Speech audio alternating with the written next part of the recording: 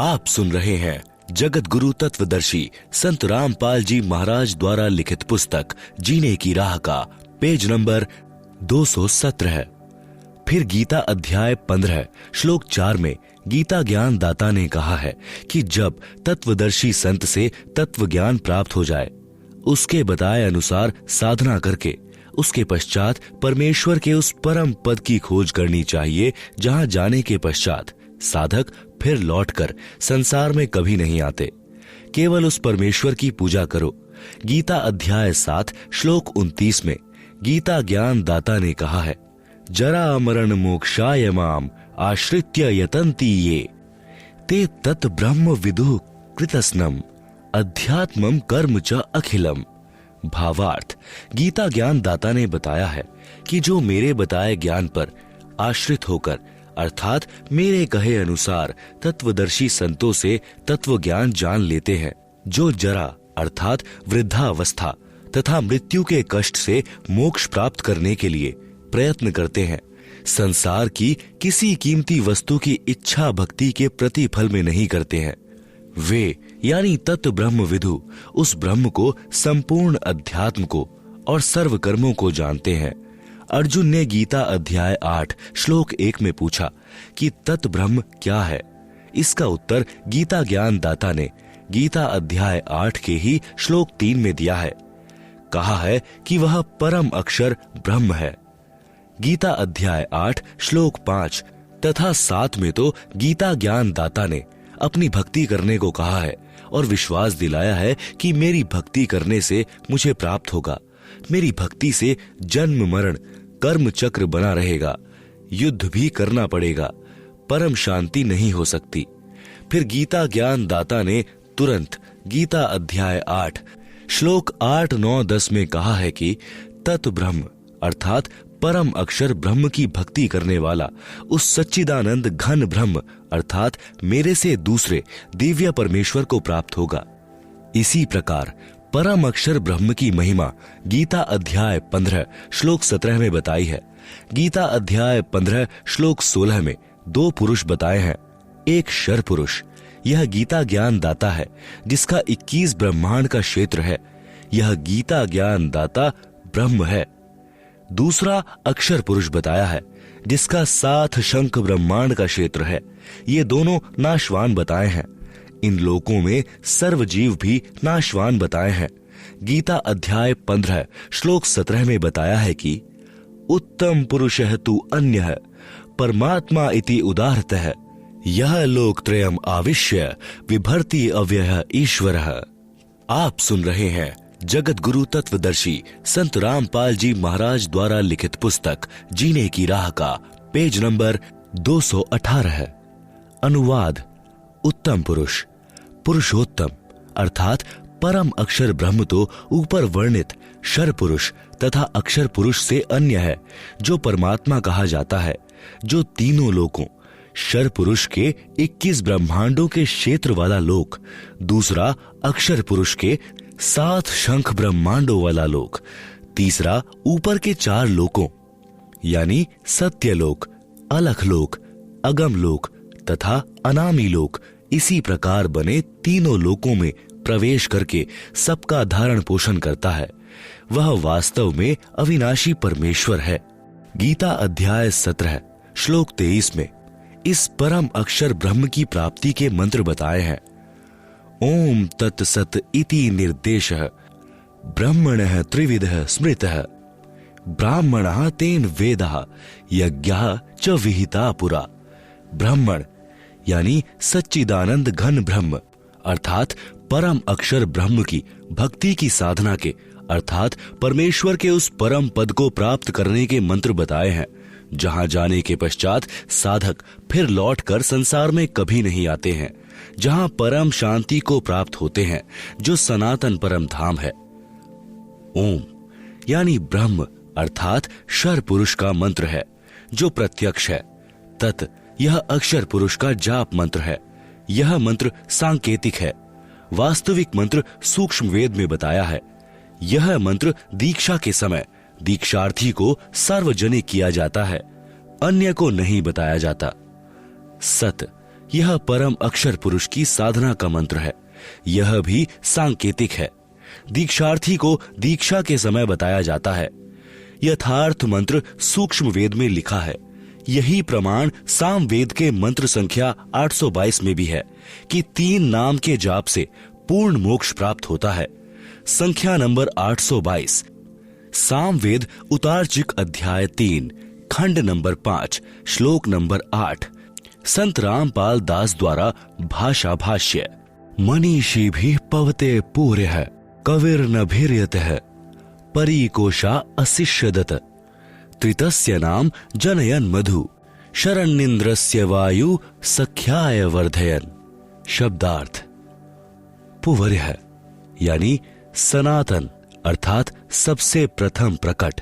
कविर नभि यानी कबीर परमेश्वर मानव रूप धारण करके अर्थात गुरु रूप में प्रकट होकर मनीषी भी यानी बुद्धिमान भक्तों को, त्रि यानी 3, नाम यानी मंत्र अर्थात नाम उपदेश देकर, पवते यानी पाप रहित यानी पवित्र करके, जनयन यानी जन्म व शरण है यानी मृत्यु से, न यानी रहित करता है, तथा तस्य यानी उसके, वायुम यानी प्राण अर्थात जीवन श्वासों को जो संस्कार वश गिनती के डाले हुए होते हैं, कोशान अपने भंडार से, सख्याय मित्रता के आधार से, परि पूर्ण रूप से, वर्धयन बढ़ाता है, यतः जिस कारण से, इंद्रस्य परमेश्वर के, मधु वास्तविक आनंद को, अशिष्यदत अपने आशीर्वाद प्रसाद से प्राप्त करवाता है। आप सुन रहे हैं जगत गुरु तत्वदर्शी संत रामपाल जी महाराज द्वारा लिखित पुस्तक जीने की राह का पेज नंबर 219।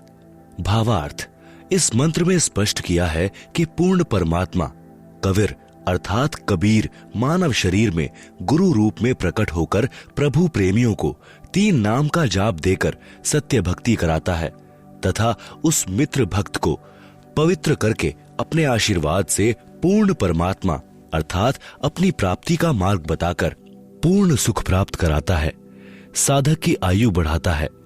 यही प्रमाण गीता अध्याय 17 श्लोक 23 में है कि ओम तत् सत इति निर्देशः ब्रह्मणः त्रिविध स्मृत है।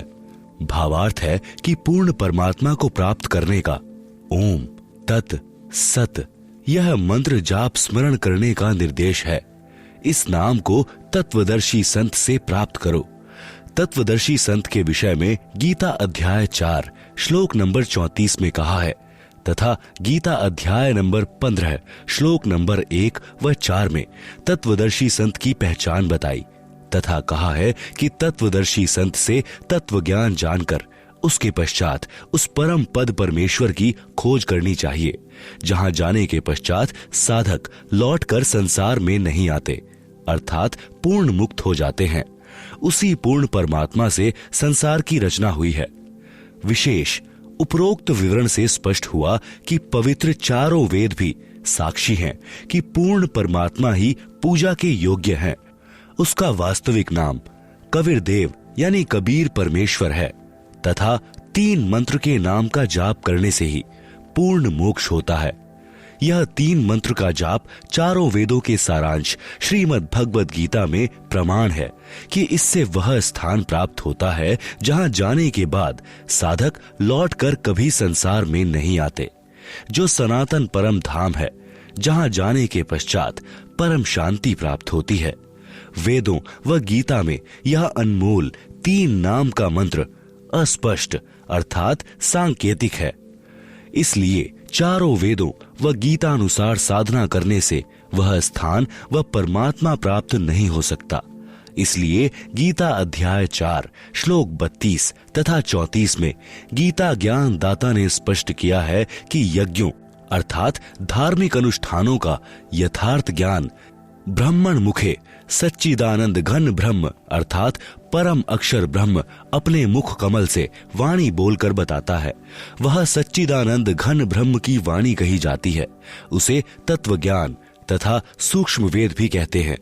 उसके जानने के पश्चात सर्व पापों से मुक्त हो जाता है, जिसमें संपूर्ण भक्ति मंत्र तथा विधि बताई है। गीता अध्याय 4 श्लोक 32, गीता अध्याय 4 श्लोक 34। उस तत्व ज्ञान को तू तत्वदर्शी संतों के पास जाकर समझ।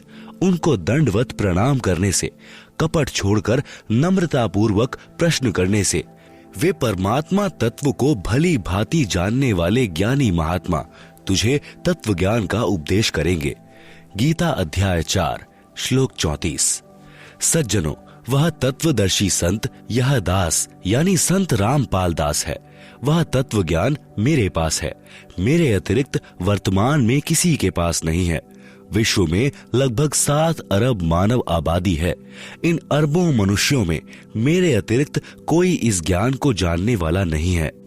गीता अध्याय 7 श्लोक 12 से 15 तक तो गीता ज्ञान दाता ने तीनों गुणों यानी रजगुण ब्रह्मा जी, सतगुण विष्णु जी तथा तम गुण शिव जी की भक्ति करने वाले, पहला राक्षस स्वभाव को धारण किए हुए, दूसरा मनुष्यों में नीच, तीसरा दूषित कर्म करने वाले, चौथा मूर्ख मेरी भक्ति भी नहीं करते। आप सुन रहे हैं जगत गुरु तत्वदर्शी संत रामपाल जी महाराज द्वारा लिखित पुस्तक जीने की राह का पेज नंबर 220। फिर गीता ज्ञान दाता ने गीता अध्याय 7 श्लोक 16 से 18 तक अपनी साधना करने वालों की स्थिति बताई है कि मेरी भक्ति 4 प्रकार के, पहला आर्थ, दूसरा अथार्थी, तीसरा जिज्ञासु, चौथा ज्ञानी करते हैं। इनमें केवल ज्ञानी साधक श्रेष्ठ बताया, परंतु वह भी तत्व ज्ञान न होने के कारण मेरे वाली अर्थात ब्रह्म की अनुतम अर्थात घटिया गति में ही स्थित रह गया। गीता अध्याय 7 श्लोक 19 में गीता ज्ञान दाता ने कहा है कि मेरी पूजा भी जन्म जन्मांतरों के अंत के जन्म में कोई ज्ञानी आत्मा ठीक से करता है, अन्यथा अन्य उपासना में ही लगे रहते हैं। यह बताने वाला महात्मा तो बहुत दुर्लभ है कि केवल वासुदेव अर्थात सर्वगतम ब्रह्म ही सब कुछ है। उसी की भक्ति से परम शांति प्राप्त होती है। उसी की भक्ति से सनातन परम धाम प्राप्त होता है। उसी की भक्ति से वह परम पद प्राप्त होता है, जहां जाने के पश्चात साधक फिर लौटकर संसार में कभी नहीं आते। वह परम अक्षर ब्रह्म सर्व का उत्पत्ति करता है। वही संसार रूपी वृक्ष की मूल है, जो तीनों लोकों में प्रवेश करके सबका धारण पोषण करता है। वही पाप नाशक है, वही पूर्ण मोक्षदायक है। उसी की भक्ति करनी चाहिए। प्रिय पाठकों, वह तत्वदर्शी संत वर्तमान में यह दास यानी संत रामपाल दास है। मेरे पास संपूर्ण वेद शास्त्रों का ज्ञान है। वासुदेव भगवान की भक्ति के संपूर्ण मंत्र हैं। अब वासुदेव की परिभाषा बताते हैं। वासुदेव की परिभाषा गीता अध्याय 3 श्लोक 14-15 में कहा है कि संपूर्ण प्राणी अन्न से उत्पन्न होते हैं। अधिक जानकारी पृष्ठ 215-216 पर है, वहां से पढ़ें। यहां पर केवल इस विषय को लेते हैं।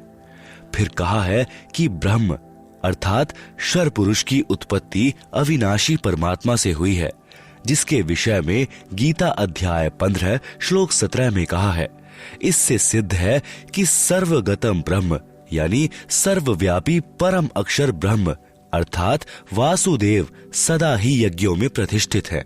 विचार करें, सर्वगतम ब्रह्म का अर्थ है सर्वव्यापी परम अक्षर परमात्मा।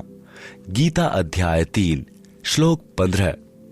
पहला, श्री ब्रह्मा जी, श्री विष्णु जी तथा श्री शिव जी तीनों देवता एक ब्रह्मांड में बने।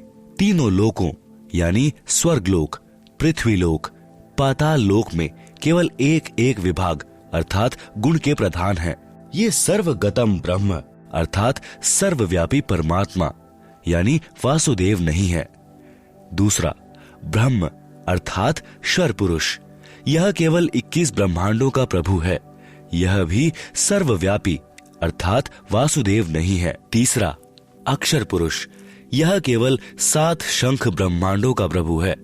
यह भी सर्वव्यापी अर्थात वासुदेव नहीं है। चौथा, परम अक्षर ब्रह्म। यह सर्व ब्रह्मांडों का स्वामी है, सर्व का धारण पोषण करने वाला है। यह वासुदेव है। विशेष अधिक जानकारी के लिए पढ़ें इसी पुस्तक के सृष्टि रचना अध्याय में। आप सुन रहे हैं जगत गुरु तत्वदर्शी संत रामपाल जी महाराज द्वारा लिखित पुस्तक जीने की राह का पेज नंबर 221। जैसा कि आप जी को पूर्व में बताया है कि परम अक्षर ब्रह्म स्वयं पृथ्वी पर प्रकट होकर अच्छी आत्माओं को मिलते हैं, उनको तत्व ज्ञान बताते हैं। इसी विधानानुसार वही परमात्मा संत गरीबदास जी को गांव छुड़ानी, जिला झज्जर, प्रांत हरियाणा, सन 1727 में मिले थे। एक जिंदा महात्मा की वेशभूषा में थे। गरीबदास जी की आत्मा को उस सनातन परम धाम में ले गए थे। फिर ऊपर के सर्व ब्रह्मांडों तथा प्रभुओं की स्थिति बताकर तत्व ज्ञान से परिचित कराकर वापस शरीर में छोड़ा था। उस समय संत गरीबदास जी की आयु 10 वर्ष थी। उस दिन संत गरीबदास जी को मृत जानकर चिता पर रखकर अंतिम संस्कार की तैयारी कर रहे थे। उसी समय उनकी आत्मा को शरीर में प्रवेश करा दिया। जीवित होने पर सर्वकुल के लोगों की खुशी का ठिकाना नहीं रहा। उसके पश्चात संत गरीबदास जी ने एक अनमोल ग्रंथ की रचना की। उसमें आंखों देखा तथा स्वयं परमात्मा द्वारा बताए ज्ञान को बताया, जो एक गोपाल दास नामक दादूपंथी साधु ने लिखा था, जो वर्तमान में प्रिंट करा रखा है। पंजाब प्रांत में लुधियाना शहर के पास एक वासियर गांव है। उसमें एक प्रभु प्रेमी व्यक्ति राम राय उर्फ झूमकरा रहता था। उसने संत गरीबदास जी की महिमा सुनी तो दर्शनार्थ गांव छुड़ानी में चला आया। संत गरीबदास जी ने यह ज्ञान सुनाया, जो इस दास यानी संत रामपाल दास को संत गरीबदास से प्राप्त हुआ है, जो आप जी को इस पुस्तक तथा अन्य पुस्तकों के द्वारा सुनाया है। उस राम राय ने प्रश्न किया कि हे महात्मा जी, यह ज्ञान तो आज तक किसी ने नहीं बताया। संत गरीबदास जी ने वाणी के द्वारा बताया, कोटियों मध्य कोई नहीं, राई झूम करा, अरबों में कोई गरक सुनो, राई झूम करा। अनुवाद व भावार्थ। संत गरीबदास जी ने बताया कि यह ज्ञान करोड़ों में किसी के पास नहीं मिलेगा, अरबों में किसी एक के पास मिलेगा। वह संत सर्व ज्ञान संपन्न, संपूर्ण साधना के मंत्रों से गरक अर्थात परिपूर्ण होता है। प्रिय पाठकों, वह संत वर्तमान में बरवाला जिला हिसार वाला है। ज्ञान समझो और लाभ उठाओ। प्रश्न, प्राचीन काल से चली आ रही भक्ति की साधना को आप गलत कैसे कह सकते हो? जैसे तप सर्व ऋषि जन किया करते थे, हम सर्व हिंदू समाज में देख रहे हैं। सब हरे कृष्णा हरे राम, राधे राधे श्याम मिला दे, ओम नमः शिवाय, ओम नमो भगवते वासुदेवाय नमः, जय सिया राम, राधे श्याम, ओम तत्सत में से कोई एक मंत्र का जाप करते आ रहे हैं, वर्तमान में भी कर रहे हैं। श्री रामचंद्र जी, श्री कृष्ण जी को हम पूर्ण परमात्मा मानते हैं, इसलिए इनके नाम जपते हैं। आप इन नाम जाप मंत्रों को व्यर्थ जाप बताते हैं। स्पष्टीकरण दें। आप सुन रहे हैं जगत गुरु तत्वदर्शी संत रामपाल जी महाराज द्वारा लिखित पुस्तक जीने की राह का पेज नंबर 222। उत्तर, प्राचीन काल में यदि यह साधना होती और ये मंत्र होते तो श्रीमद् भगवत गीता अध्याय 4 श्लोक 1-2 में गीता ज्ञान दाता ये नहीं कहते कि यह योग अर्थात जो भक्ति विधि मैं गीता ज्ञान में बता रहा हूं, अब यह लुप्त प्राय हो गया है, नष्ट हो गया है। यह ज्ञान तथा भक्ति मैंने सूर्य देव से कही थी। फिर मनु को मनु ने अपने पुत्र इक्ष्वाकु को कहा। फिर कुछ राज ऋषियों ने जाना। अब बहुत समय से अर्थात द्वापर से बहुत समय पहले से ही लुप्त था तथा मनु, इक्ष्वाकु आदि सर्व सतयुग के प्रथम चरण में हुए थे।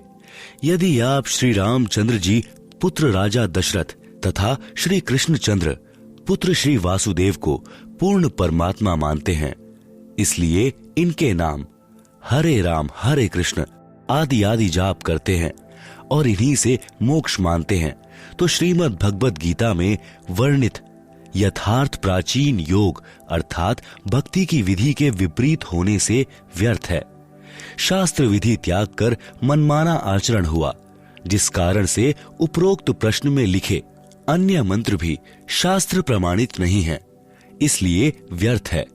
गीता अध्याय 16 श्लोक 23-24 में कहा है कि जो पुरुष शास्त्र विधि को त्याग कर मनमाना आचरण करते हैं, उनको न तो सुख प्राप्त होता है, न सिद्धि प्राप्त होती है, न उनकी गति होती है, अर्थात व्यर्थ साधना है। गीता अध्याय 16 श्लोक 23। गीता अध्याय 16 श्लोक 24 में कहा है कि इससे तेरे लिए अर्जुन कर्तव्य और अकर्तव्य की व्यवस्था में शास्त्र ही प्रमाण है। भावार्थ है कि जो भक्ति की विधि प्रमाणित शास्त्रों में यानी चारों वेदों ऋग्वेद, यजुर्वेद, सामवेद तथा अथर्ववेद तथा इन्हीं चारों वेदों का सारांश श्रीमद् भगवत गीता तथा सूक्ष्म वेद जो परमात्मा स्वयं ने अपने मुख से बोला था, ये भक्ति के ज्ञान तथा समाधान के प्रमाणित शास्त्र हैं, वर्णित नहीं है। वह शास्त्र विरुद्ध साधना है। इसलिए भक्ति के कौन से कर्म करने चाहिए और कौन से नहीं करने चाहिए, उनके लिए शास्त्रों को ही आधार मानो। शास्त्रों में वर्णित भक्ति विधि को अपनाओ और सब त्याग दो। श्री राम जी का जन्म त्रेता युग के अंतिम चरण में हुआ था। श्री कृष्ण जी का जन्म द्वापर युग के अंतिम चरण में हुआ था। सतयुग से ही मानव भक्ति करता आ रहा है। उस समय कौन राम थे? आप कहोगे कि श्री विष्णु जी तो सतयुग से भी पहले के हैं और श्री राम श्री कृष्ण भी स्वयं श्री विष्णु जी ही थे। सतयुग में भी प्रमाण है कि महर्षि वाल्मीकि जी राम राम नाम जपते थे, वे विष्णु विष्णु नहीं जपते थे। इससे सिद्ध हुआ कि श्री विष्णु जी श्री राम श्री कृष्ण जी से भिन्न कोई राम अर्थात मालिक है। उस राम का जाप करना चाहिए जो गीता अध्याय 7 श्लोक 29 में है, जिसके विषय में कहा है कि तत् ब्रह्म को जानने वाले केवल जरा अर्थात वृद्ध अवस्था तथा मृत्यु से छुटकारा पाने के लिए ही भक्ति करते हैं। अर्जुन ने गीता अध्याय 8 श्लोक 1 में प्रश्न किया कि वह तत् ब्रह्म क्या है। आप सुन रहे हैं जगत गुरु तत्वदर्शी संत रामपाल जी महाराज द्वारा लिखित पुस्तक जीने की राह का पेज नंबर 223। गीता ज्ञान दाता ने गीता अध्याय 8 श्लोक 3 में उत्तर दिया कि वह परम अक्षर ब्रह्म है। गीता अध्याय 8 के ही श्लोक 5-7 में गीता दान दाता ने अपनी भक्ति करने को कहा है, जिसका जाप मंत्र गीता अध्याय 8 के ही श्लोक 13 में बताया है। ओम इति एकाक्षरम ब्रह्म व्याहरण माम अनुस्मरण। गीता अध्याय 8 के ही श्लोक 8, 9, 10 में गीता ज्ञान दाता ने अपने से अन्य उस तत् ब्रह्म अर्थात परम अक्षर ब्रह्म की भक्ति करने को कहा है। उसकी भक्ति का नाम जाप मंत्र गीता अध्याय 17 श्लोक 23 में बताया है। ओम तत् सत इति निर्देश ब्रह्मणः त्रिविधः स्मृतः ब्राह्मणः तेन वेदाः च यज्ञः च विहिताः पुरा। सरलार्थ ब्राह्मण सच्चिदानंद घन ब्रह्म अर्थात परम अक्षर ब्रह्म की भक्ति का ओम तत् सत मंत्र के स्मरण का निर्देश है यानी आदेश है, जो त्रिविध है यानी 3 प्रकार से, स्मृत है यानी स्मरण के लिए कहा है, ब्राह्मणः यानी विद्वान अर्थात तत्वदर्शी संत, तेन उस, वेदा यानी ज्ञान के आधार से भक्ति करते थे, च यानी और, यज्ञ यानी धार्मिक यज्ञों का अनुष्ठान, च यानी और अन्य भक्ति कर्म, पुरा यानी सृष्टि की आदि अर्थात सृष्टि के प्रारंभ में विहिता यानी किए जाते थे।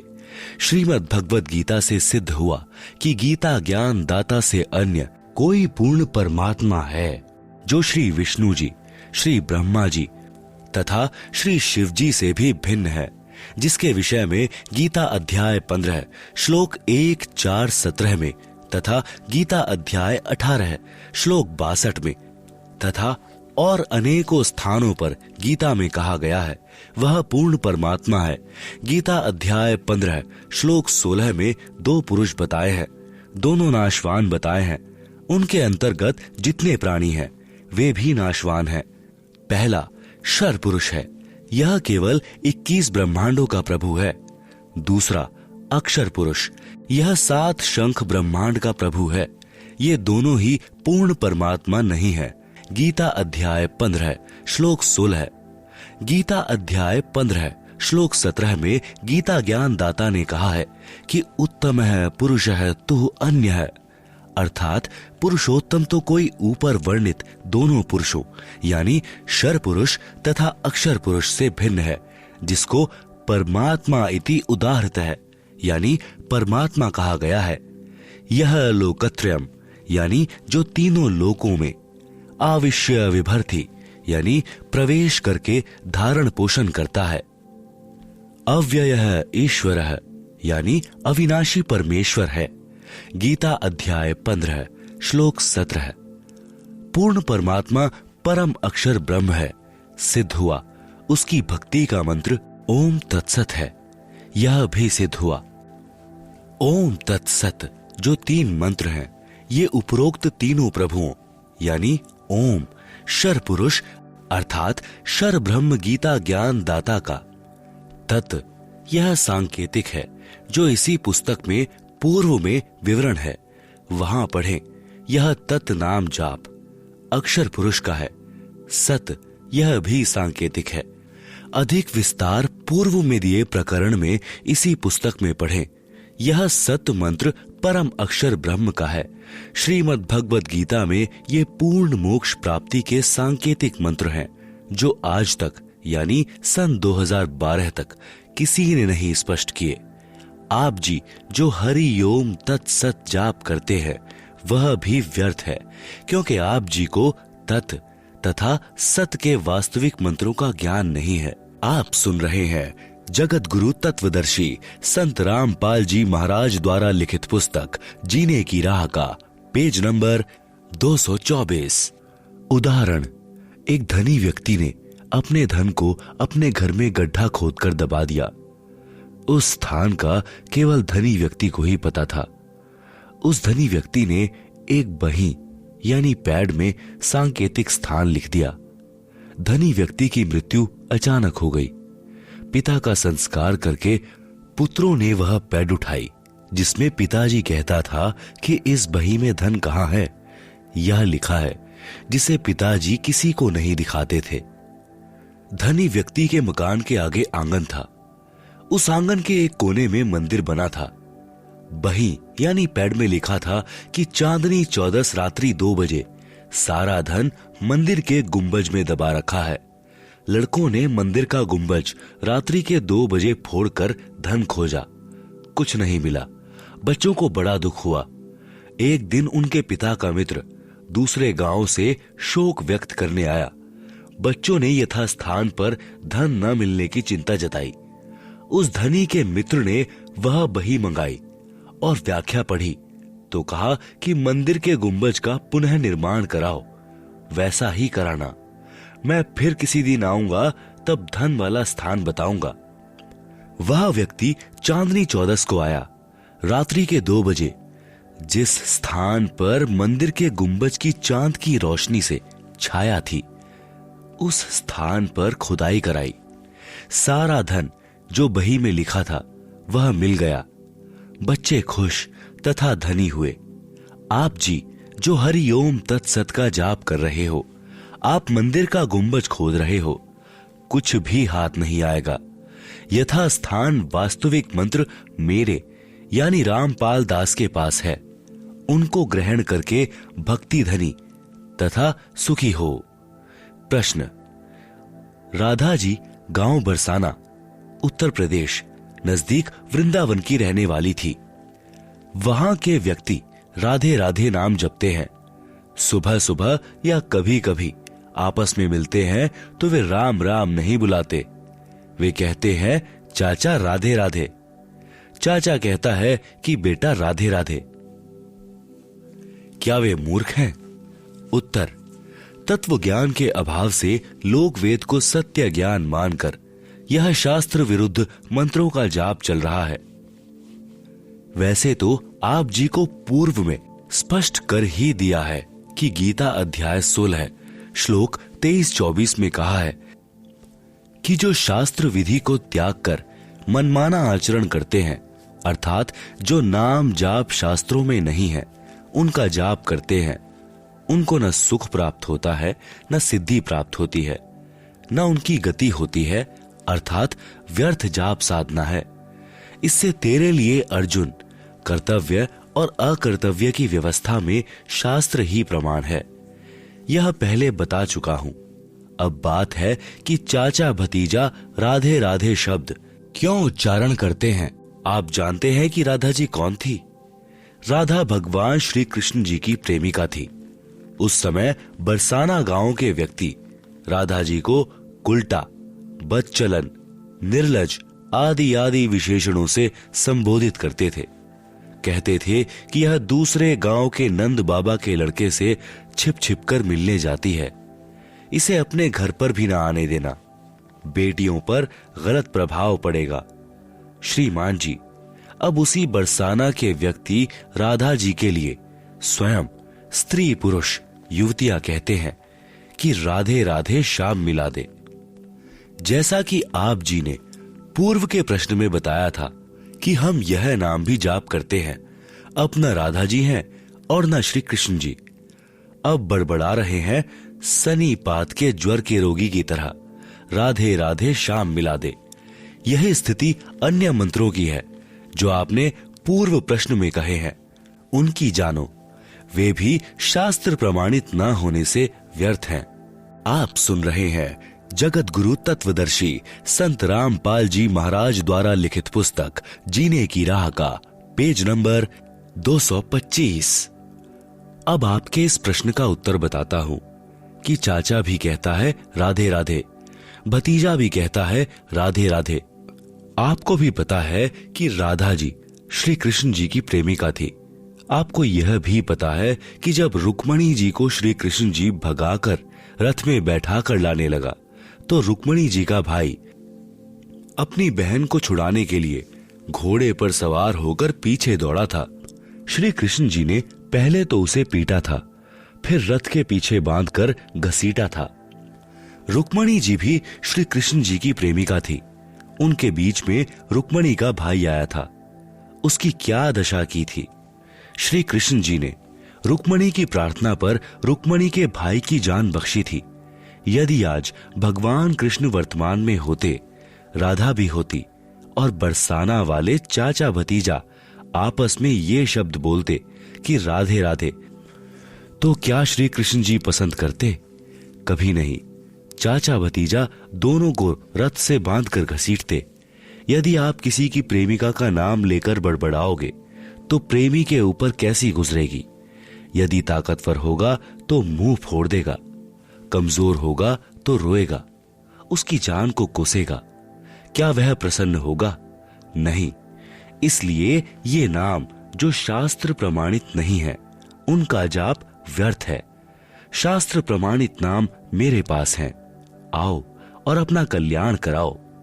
प्रश्न, आपने प्रश्न यानी पूर्ण गुरु की क्या पहचान है के उत्तर में एक स्थान पर लिखा है कि प्रमाणित हुआ कि ओम नाम का जाप शास्त्र प्रमाणित है।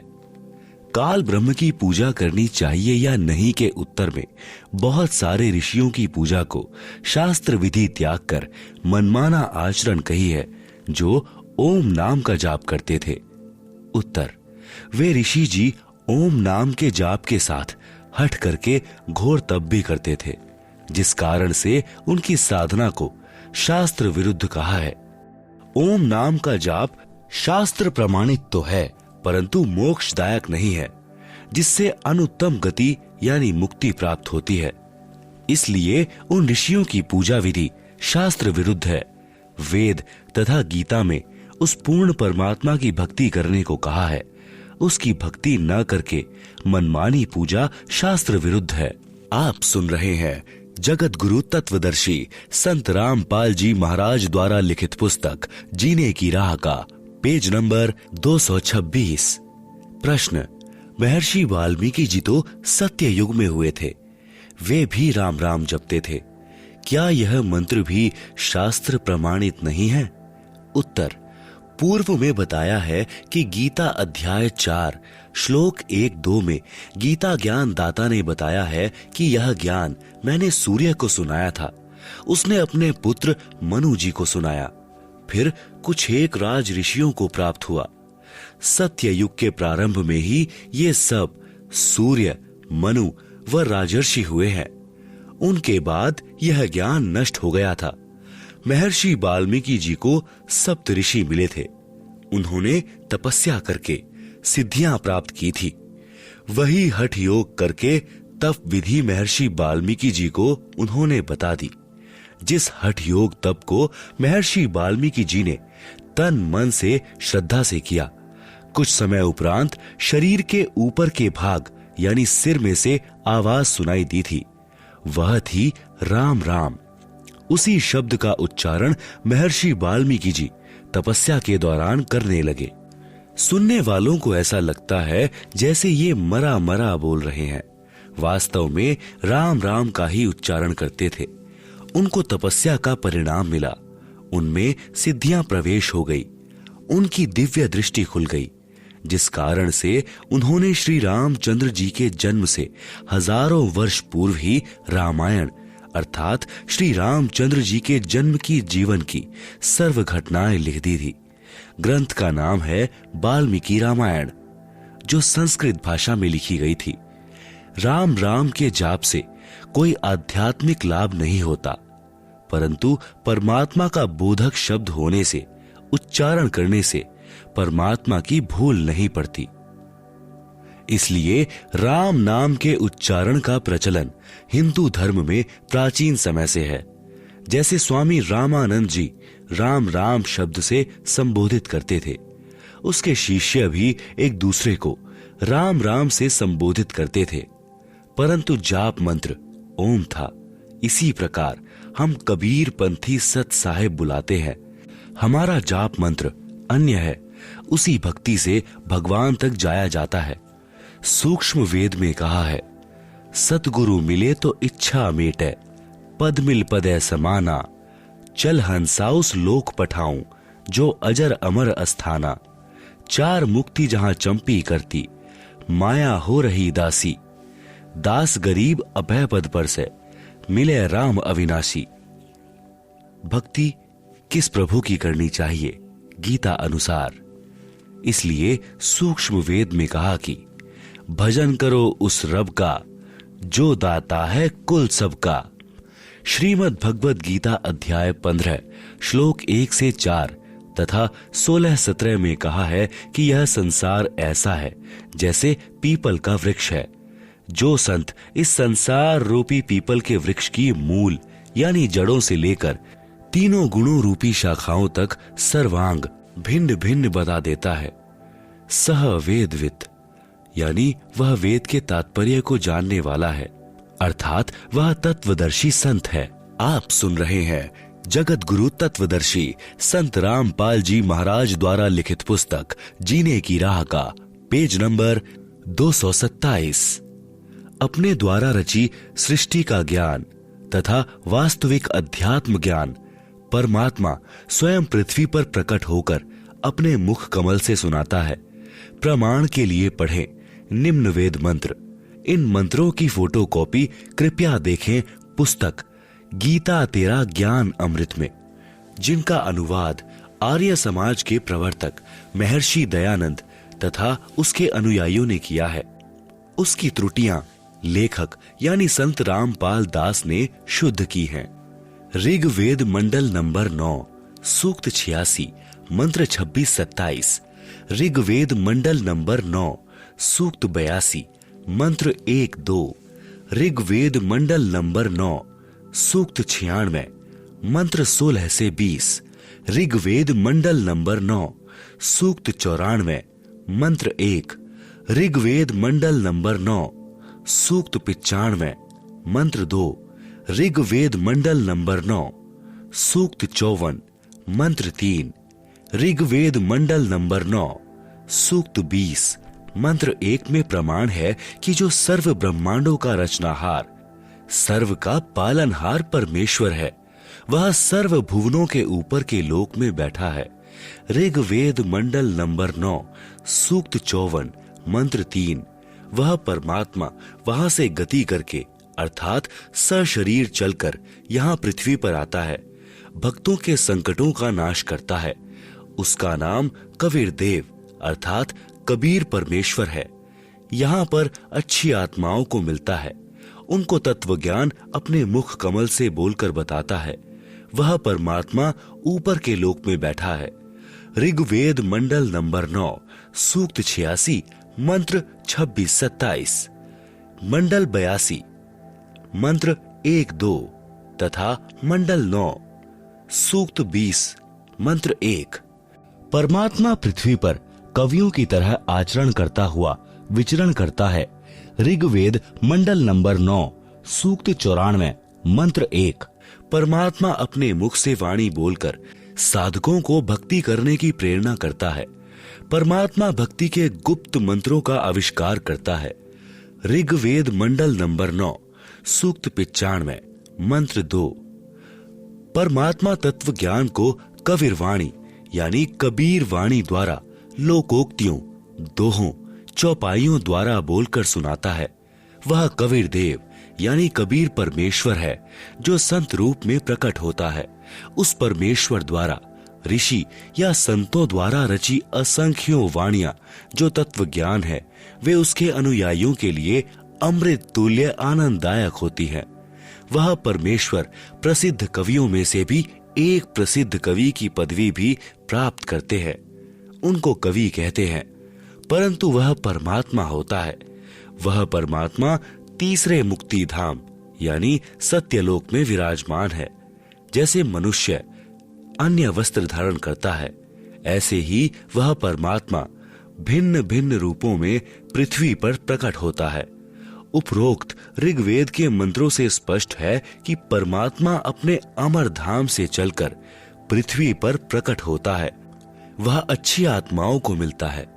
वह तत्वदर्शी संत की भूमिका करके तत्व ज्ञान दोहों, चौपाइयों, शब्दों द्वारा बोलता है।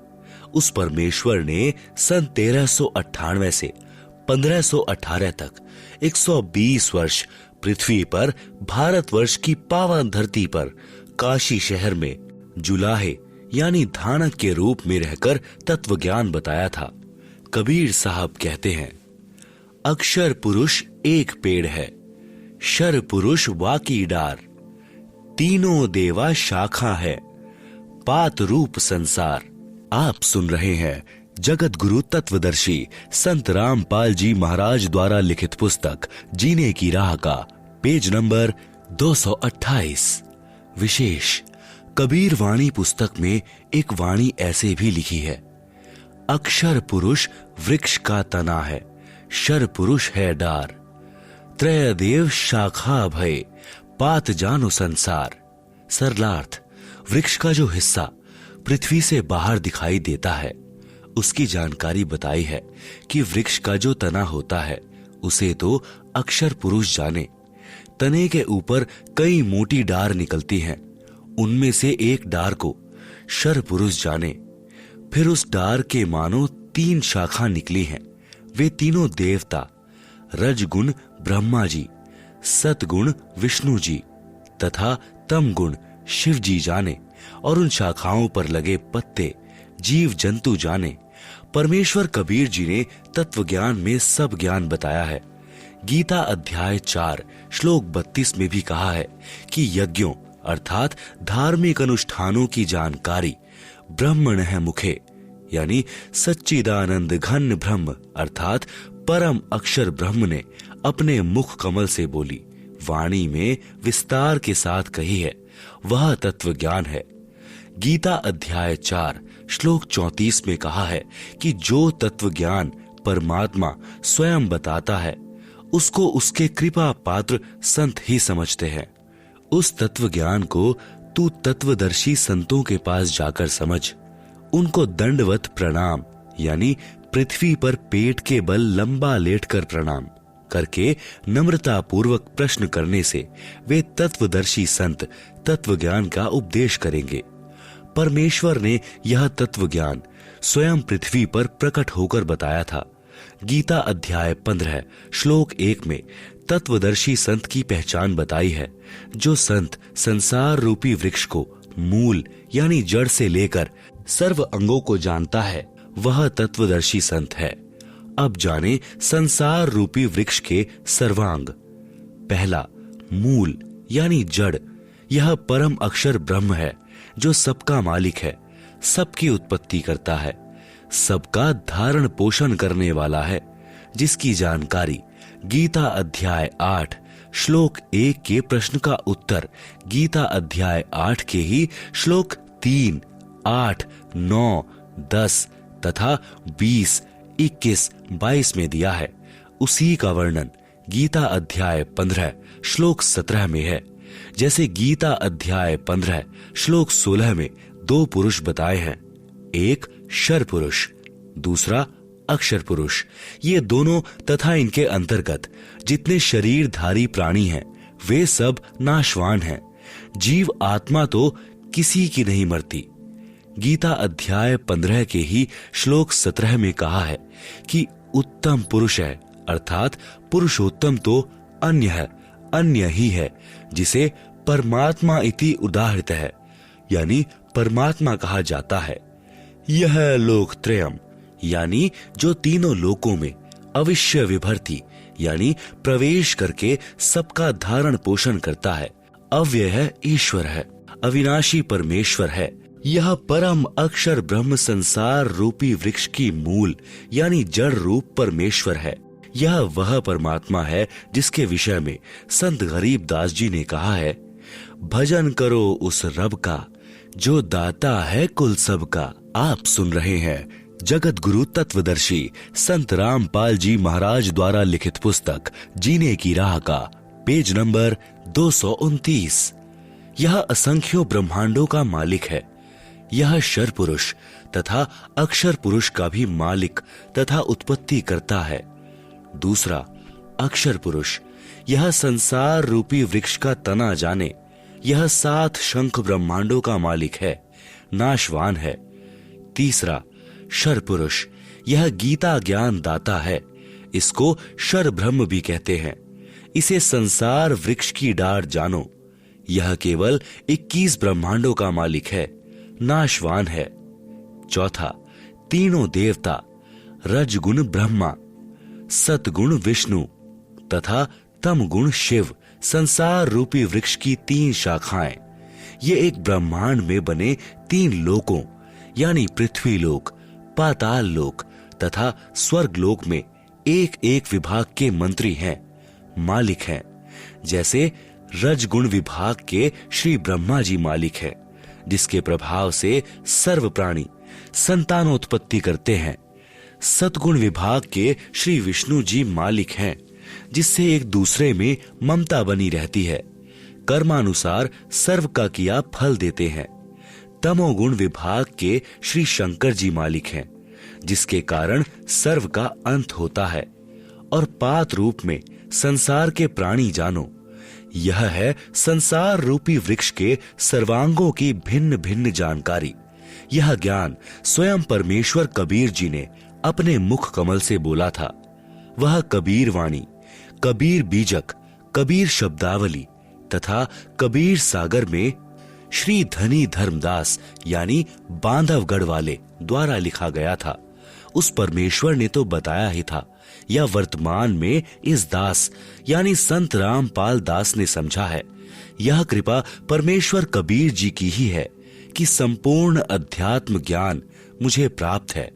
गीता अध्याय 15 श्लोक 1 के अनुसार तत्वदर्शी संत की पहचान से भी यह सिद्ध हुआ कि यह दास यानी संत रामपाल दास वह तत्वदर्शी संत है।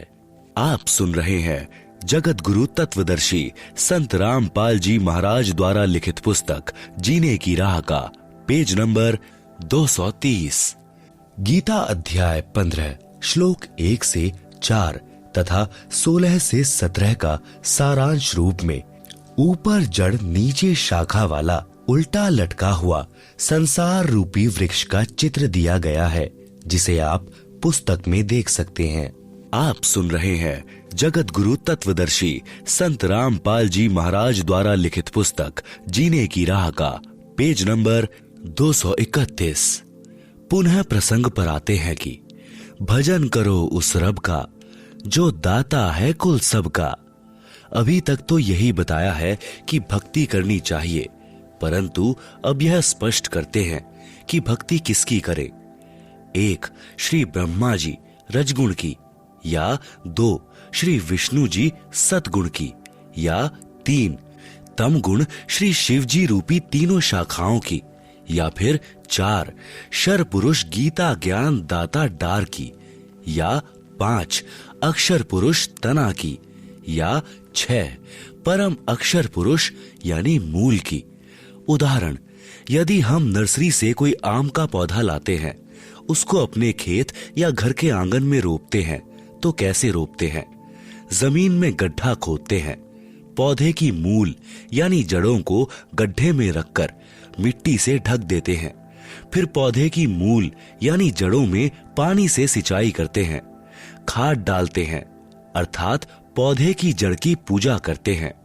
जड़ों से आहार तने में, तना अपने अनुसार आहार रखकर बचा हुआ आगे डार में भेज देता है, डार अपने लिए आवश्यक आहार रखकर शेष शाखाओं में भेज देती है। इसी प्रकार शाखाएं शेष भोजन पत्तों तक भेजती हैं। इस प्रकार वह पौधा पेड़ बनकर फल देता है। पाठक जन बहुत बुद्धिमान है, समझ गए होंगे कि हमने किस परमात्मा की पूजा करनी चाहिए। सूक्ष्म वेद में परमेश्वर कबीर जी ने बताया है कि एक है साधे सब सधे, सब साधे सब जाए, माली सींचे मूल को, फूले फले अदाए। एक मूल मालिक की पूजा करने से सर्व देवताओं की पूजा हो जाती है, जो शास्त्रानुकूल है।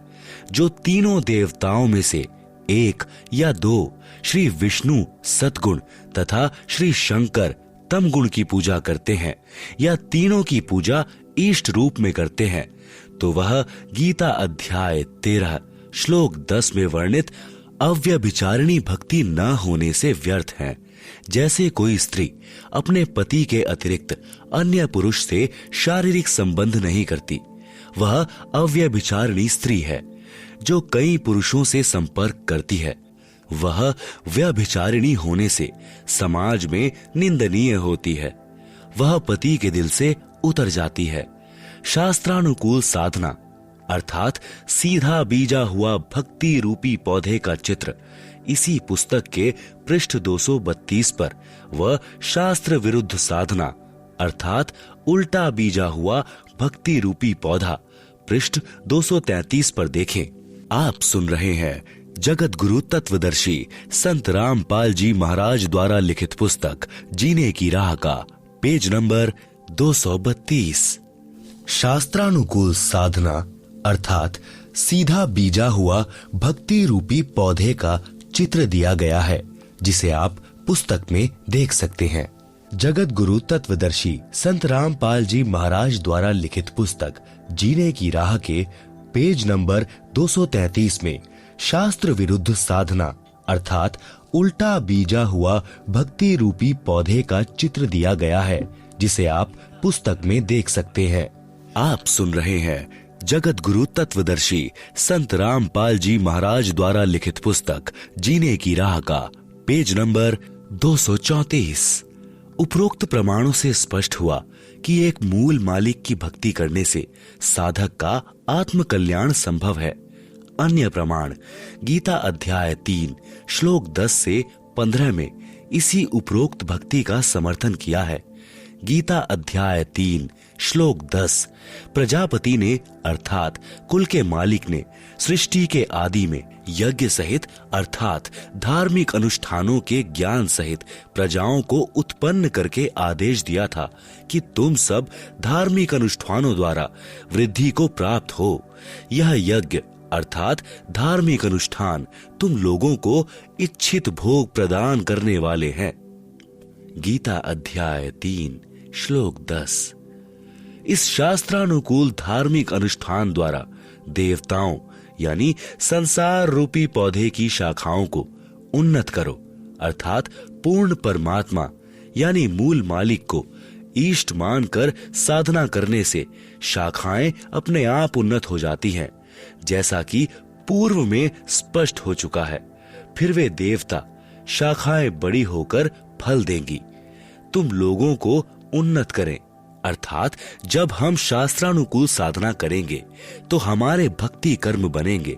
कर्मों का फल ये तीनों देवता श्री ब्रह्मा जी, श्री विष्णु जी तथा श्री शिव जी रूपी शाखाएं ही देते हैं। इस प्रकार एक दूसरे को उन्नत करते हुए तुम्हारा कल्याण होगा तथा इससे दूसरे परमात्मा को प्राप्त हो जाओगे। यह ज्ञान गीता ज्ञान दाता बता रहा है। गीता अध्याय 3 श्लोक 11। शास्त्रानुकूल किए गए यज्ञ अर्थात अनुष्ठानों द्वारा बढ़ाए हुए देवता अर्थात संसार रूपी पौधे की शाखाएं तुम लोगों को बिना मांगे ही इच्छित भोग निश्चय ही देते रहेंगे। जैसे पौधे की मूल की सिंचाई करने से पौधा पेड़ बन जाता है, वह शाखाएं फलों से लदपद हो जाती हैं। फिर उस वृक्ष की शाखाएं अपने आप प्रति वर्ष फल देती रहेंगी। यानी आप जी का किया शास्त्रानुकूल भक्ति कर्म का फल जो संचित हो जाता है, उसे यहीं देवता आपको देते रहेंगे। आप मांगो या ना मांगो।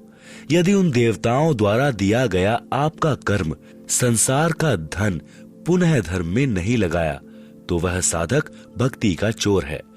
वह भविष्य में पुण्य रहित होकर हानि उठाता है। गीता अध्याय 3 श्लोक 12।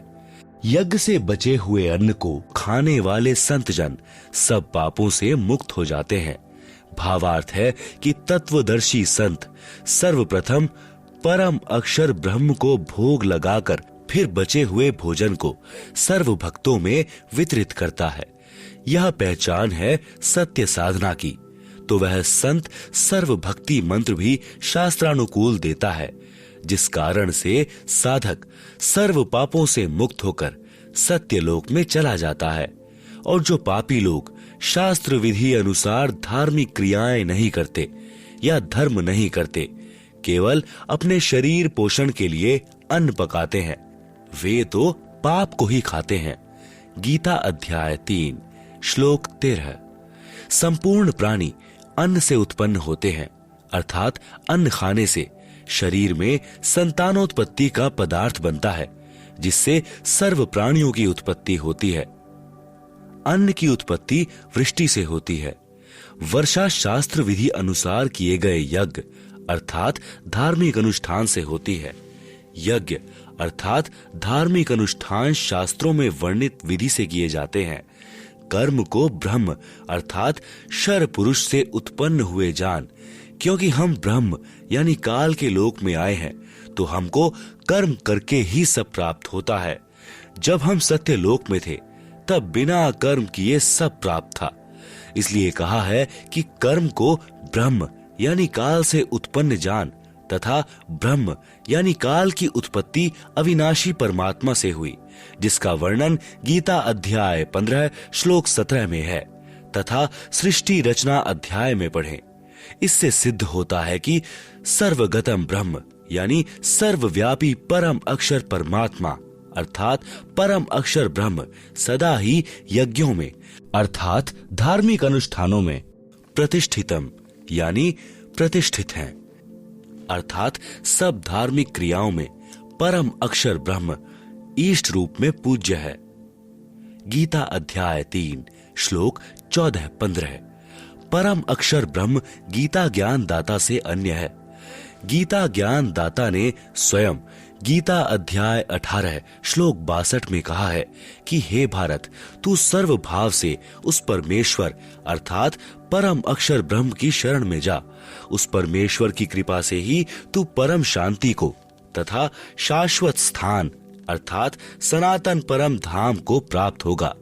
गीता अध्याय 15 श्लोक 4 में गीता ज्ञान दाता ने बताया है कि तत्वदर्शी संत मिलने के पश्चात तत्व ज्ञान रूपी शस्त्र द्वारा अज्ञान को काटकर परमेश्वर के उस परम पद की खोज करनी चाहिए, जहां जाने के पश्चात साधक फिर लौटकर कभी संसार में जन्म नहीं लेते, अर्थात उनको सनातन परम धाम प्राप्त हो जाता है, जहां परम शांति है, कोई कष्ट नहीं है, वहां मृत्यु नहीं होती, वहां वृद्धावस्था नहीं होती, किसी पदार्थ का अभाव नहीं है। जिस परमेश्वर से संसार रूपी वृक्ष की प्रवृत्ति विस्तार को प्राप्त हुई है, उसी परमेश्वर की भक्ति करनी चाहिए। गीता अध्याय 13 श्लोक 17 में गीता ज्ञान दाता ने बताया है कि वह पर ब्रह्म अर्थात मेरे से दूसरा प्रभु, दूसरे शब्दों में परम अक्षर ब्रह्म, यानी जिसके विषय में गीता अध्याय 8 श्लोक 3 में कहा है, ज्योतियों का भी ज्योति, माया से अति परे कहा जाता है। बोध रूप यानी जानने योग्य परमात्मा तत्व ज्ञान से प्राप्त करने योग्य है और सबके हृदय में विशेष रूप से स्थित है। गीता अध्याय 13 श्लोक 17 विचार करें, जिस तत्व ज्ञान से परम अक्षर ब्रह्म प्राप्त होता है उसे सूक्ष्म वेद भी कहते हैं। उसका ज्ञान गीता ज्ञान दाता को नहीं है। इसलिए गीता ज्ञान दाता ने गीता अध्याय 4 श्लोक 32 तथा 34 में बताया है कि यज्ञों अर्थात धार्मिक अनुष्ठानों का विस्तार पूर्वक ज्ञान स्वयं ब्रह्मण है मुखे, सच्चिदानंद घन ब्रह्म परमात्मा अर्थात परम अक्षर ब्रह्म अपने मुख कमल से बोलकर बताता है। जो सच्चिदानंद घन ब्रह्म की वाणी कही जाती है उसे तत्व ज्ञान कहते हैं। उसे जानकर साधक सर्व पापों से मुक्त हो जाता है। गीता अध्याय 4 श्लोक 32। पाठकों से निवेदन है कि गीता अध्याय 4 श्लोक 32 के मूल पाठ में ब्रह्मण्य शब्द है। गीता प्रेस गोरखपुर से प्रकाशित गीता या अन्य स्थानों से प्रकाशित गीता में अनुवादकों ने ब्रह्मण्य का अर्थ वेद किया है, जो गलत है। गीता अध्याय 17 श्लोक 23 में भी ब्रह्मण्य शब्द है, उसमें अनुवादकों ने ठीक अर्थ सच्चिदानंद घन ब्रह्म किया है। इसलिए गीता अध्याय 4 श्लोक 32 में ब्रह्मण्य मुखे का अर्थ सच्चिदानंद घन ब्रह्म के मुख कमल से उच्चारित वाणी में करना उचित है। आप सुन रहे हैं जगत गुरु तत्वदर्शी संत रामपाल जी महाराज द्वारा लिखित पुस्तक जीने की राह का पेज नंबर 236। गीता अध्याय 4 श्लोक 34 में गीता ज्ञान दाता ने कहा है कि उस तत्व ज्ञान को जिसे परमेश्वर अपने मुख कमल से बताता है, तू तत्वदर्शी संतों के पास जाकर समझ। उनको दंडवत प्रणाम करने से, नम्रता पूर्वक प्रश्न करने से वे परमात्म तत्व को भली भांति जानने वाले तत्वदर्शी महात्मा तुझे तत्व ज्ञान का उपदेश करेंगे। प्रभु प्रेमी पाठक जनों, इससे सिद्ध हुआ कि वह तत्व ज्ञान जिससे परम अक्षर परमात्मा प्राप्त होता है, गीता ग्रंथ में नहीं है। गीता चारों वेदों ऋग्वेद, यजुर्वेद, सामवेद तथा अथर्ववेद का संक्षिप्त रूप है, उनका सारांश है। इससे सिद्ध हुआ कि सूक्ष्म वेद वाला तत्व ज्ञान किसी भी प्रचलित सदग्रंथ में नहीं है। वह ज्ञान मेरे यानी संत रामपाल दास के पास है, विश्व में किसी के पास नहीं है। प्रश्न, क्या श्री ब्रह्मा जी रजगुण, श्री विष्णु जी सतगुण तथा श्री शिव जी तम गुण भी ईष्ट रूप में पूज्य नहीं है? हिंदू धर्म में इन्हीं देवताओं की पूजा की जाती है। हिंदू धर्म गुरु शंकराचार्य तथा अन्य इन्हीं की पूजा ईष्ट रूप में मानकर करने को कहते हैं। वे स्वयं भी करते हैं। आपकी बात अविश्वसनीय लगती है।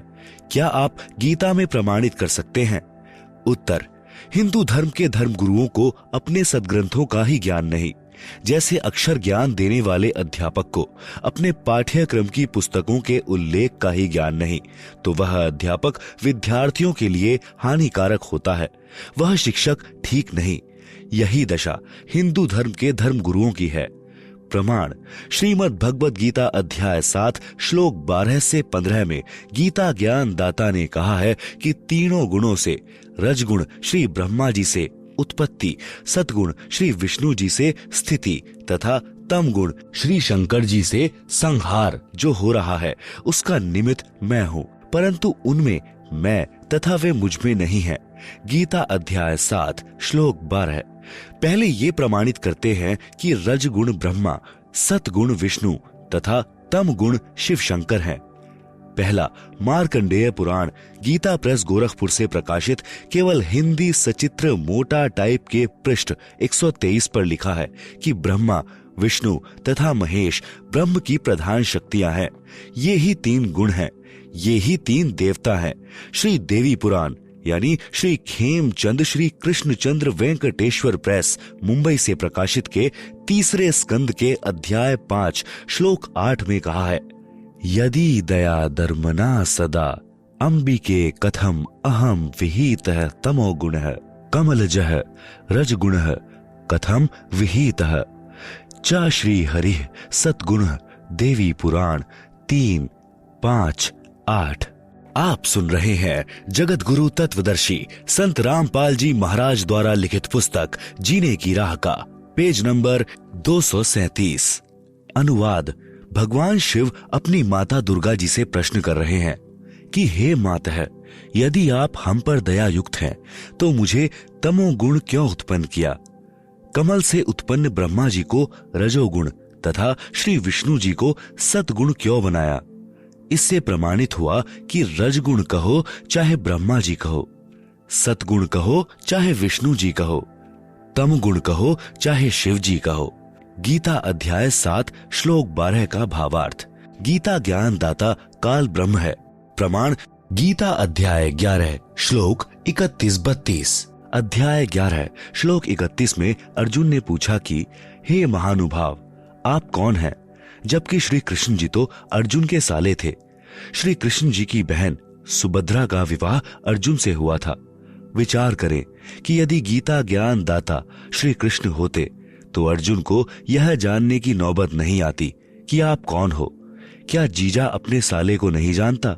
वास्तव में श्री कृष्ण जी के शरीर में प्रेतवश प्रवेश करके काल ब्रह्म गीता ज्ञान बोल रहा था।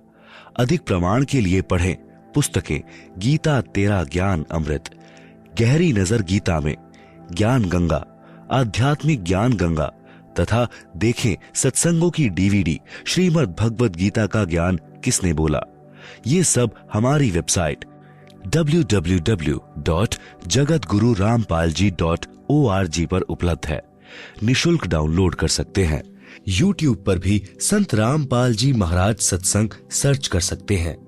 गीता ज्ञान दाता काल ब्रह्म है, जो गीता अध्याय 11 श्लोक 32 में स्वयं कह रहा है कि मैं काल हूं, अब प्रवृत्त हुआ हूं, अर्थात अब प्रकट हुआ हूं। यदि श्री कृष्ण जी गीता ज्ञान बोल रहे होते तो यह नहीं कहते कि मैं अब आया हूं, क्योंकि श्री कृष्ण जी तो पहले ही विद्यमान थे।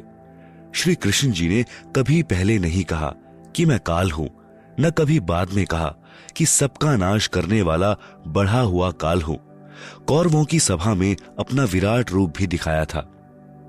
विराट रूप भक्ति युक्त प्रत्येक आत्मा का होता है, कोई कोई ही इसे प्रकट कर सकता है। यह भक्ति की शक्ति अनुसार होता है। गीता ज्ञान दाता ने गीता अध्याय 11 श्लोक 47 में कहा है कि अर्जुन, मेरा यह विराट रूप तेरे अतिरिक्त पहले किसी ने नहीं देखा है। पाठकों से निवेदन है कि श्री कृष्ण जी ने तो अपना विराट रूप पहले कौरवों की सभा में दिखाया था, जो उपस्थित सैकड़ों कौरवों सहित हजारों ने देखा था।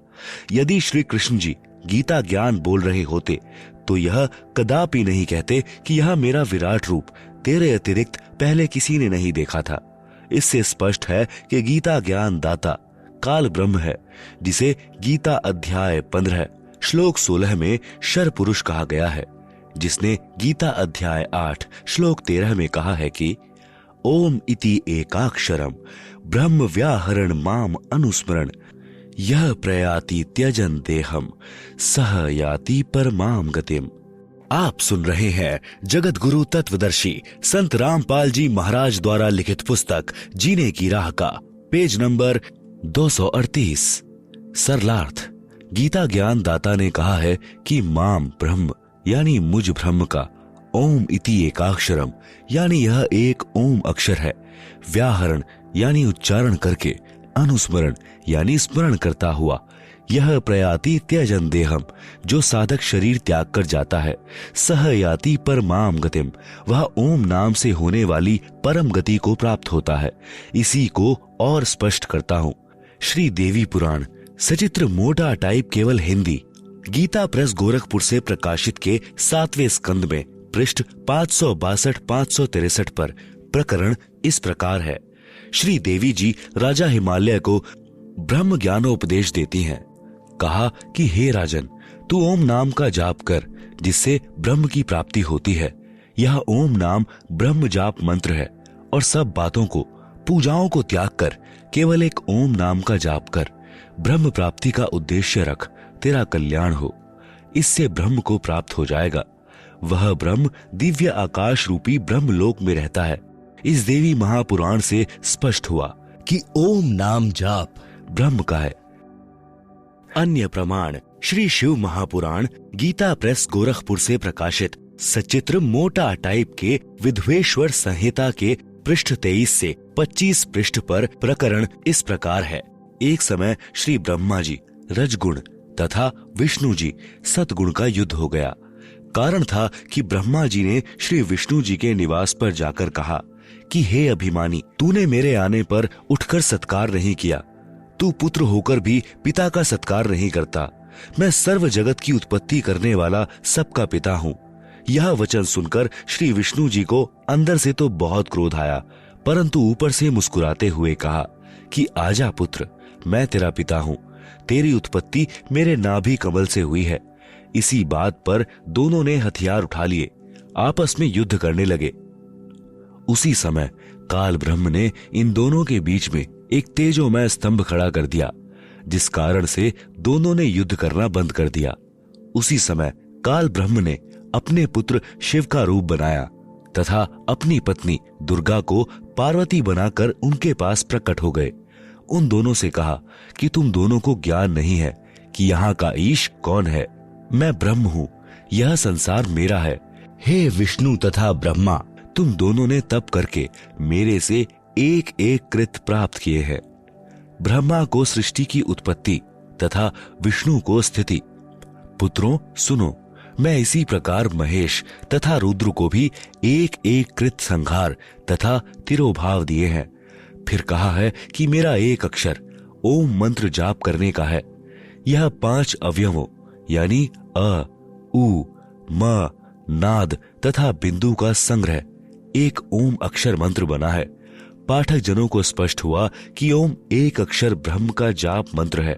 यह भी स्पष्ट हुआ कि श्री ब्रह्मा, श्री विष्णु तथा श्री महेश से अन्य काल ब्रह्म है और ब्रह्मा जी, विष्णु जी तथा शिव जी तीनों काल ब्रह्म के पुत्र हैं। अन्य प्रमाण श्री शिव महापुराण गीता प्रेस गोरखपुर से प्रकाशित सचित्र मोटा टाइप में रुद्र संहिता के पृष्ठ 110 पर लिखा है कि रजगुण ब्रह्मा, सतगुण विष्णु तथा तमगुण शिव तीनों देवताओं में गुण है। मैं इनसे भिन्न हूँ। आप सुन रहे हैं जगत गुरु तत्वदर्शी संत रामपाल जी महाराज द्वारा लिखित पुस्तक जीने की राह का पेज नंबर 239। इन सर्व प्रमाणों से स्पष्ट हुआ कि गीता ज्ञान दाता काल ब्रह्म है। इसे श्राप लगा है कि यह प्रतिदिन 1 लाख मानव शरीरधारी प्राणियों को खाएगा तथा 1.25 लाख प्रतिदिन उत्पन्न करेगा। इस कारण से इसने अपने तीनों पुत्रों को एक एक गुणयुक्त बना रखा है। इनके शरीर से निकल रहे गुणों का सूक्ष्म प्रभाव प्रत्येक प्राणी को विवश करके कार्य करवाता है। जैसे रसोई घर में मिर्चों का छौंक लगता है, छींक आती है, उन छींकों को कोई नहीं रोक पाता। स्थूल रूप में मिर्च रसोई घर में होती है। उनसे निकले गुण ने दूर कमरे में बैठे व्यक्तियों को प्रभावित कर दिया। इसी प्रकार तीनों देवता श्री ब्रह्मा जी, श्री विष्णु जी तथा श्री शिव जी अपने अपने लोकों में रहते हैं, परंतु उनके शरीर से निकल रहे गुणों का सूक्ष्म प्रभाव तीनों लोकों, स्वर्ग लोक, पाताल लोक, पृथ्वी लोक के प्राणियों को प्रभावित करता रहता है, जिससे काल ब्रह्म के लिए 1,00,000 मानव का आहार तैयार होता है। इसीलिए गीता अध्याय 7 श्लोक 12 में गीता ज्ञान दाता ब्रह्म ने कहा है कि तीनों गुणों से जो कुछ भी हो रहा है उसका निमित्त कारण मैं ही हूँ।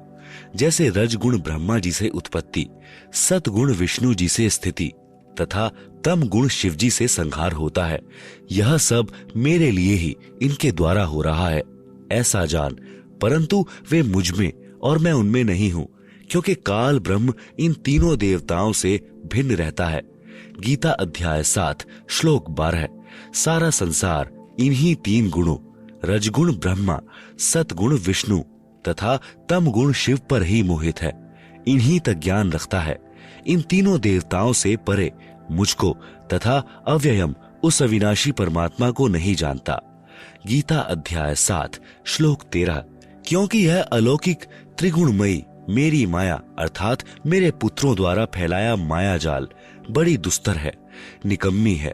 जो साधक केवल मुझ यानी काल ब्रह्म को भजते हैं, वे इस माया यानी ब्रह्मा विष्णु महेश की भक्ति से होने वाले लाभ से अधिक लाभ ब्रह्म भक्ति में है। इसलिए कहा है कि जो इन तीनों से मिलने वाले लाभ को त्याग कर काल ब्रह्म की साधना करते हैं, वे इनका उल्लंघन करके अर्थात इनकी साधना का त्याग कर देते हैं, का उल्लंघन कर जाते हैं।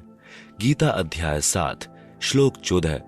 गीता अध्याय 7 श्लोक 15 में कहा है कि तीनों गुणों रजगुण ब्रह्मा जी, सतगुण विष्णु जी तथा तम गुण शिव जी रूपी माया जाल द्वारा जिनका ज्ञान हरा जा चुका है, अर्थात जो साधक इन तीनों देवताओं से भिन्न प्रभु को नहीं जानते, इन्हीं से मिलने वाले नाम मात्र लाभ से ही मोक्ष मानकर इन्हीं से चिपके रहते हैं, इन्हीं की पूजा करते रहते हैं, ऐसे व्यक्ति असुर स्वभाव को धारण किए हुए मनुष्यों में नीच दूषित कर्म करने वाले मूर्ख जन मुझ काल ब्रह्म को नहीं बचते। गीता अध्याय 7 श्लोक 15। आप सुन रहे हैं जगत गुरु तत्वदर्शी संत रामपाल जी महाराज द्वारा लिखित पुस्तक जीने की राह का पेज नंबर 240। गीता अध्याय 14 श्लोक 19 में गीता ज्ञान दाता ने कहा है कि जिस समय दृष्टा अर्थात तत्व ज्ञान सुनने वाला और जो तीनों गुणों रजगुण ब्रह्मा, सतगुण विष्णु तथा तम गुण शिव की इष्ट रूप में पूजा करने वाला अपनी पुरानी धारणा को नहीं बदलता, अर्थात इन तीनों के अतिरिक्त किसी को कर्ता नहीं मानता और इन तीनों से परे पूर्ण परमात्मा का ज्ञान भी प्राप्त कर लेता है, वह मेरे ही जाल में रह जाता है। गीता अध्याय 14 श्लोक 19।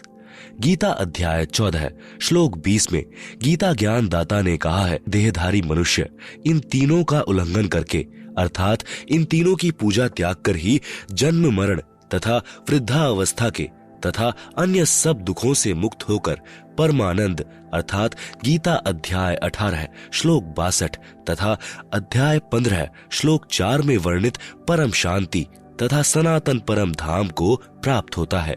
सारांश, तीनों देवताओं ब्रह्मा जी रजगुण, विष्णु जी सतगुण तथा शिव जी तम गुण की पूजा करने वाले राक्षस स्वभाव को धारण किए हुए मनुष्यों में नीच दूषित कर्म करने वाले मूर्ख कहा है।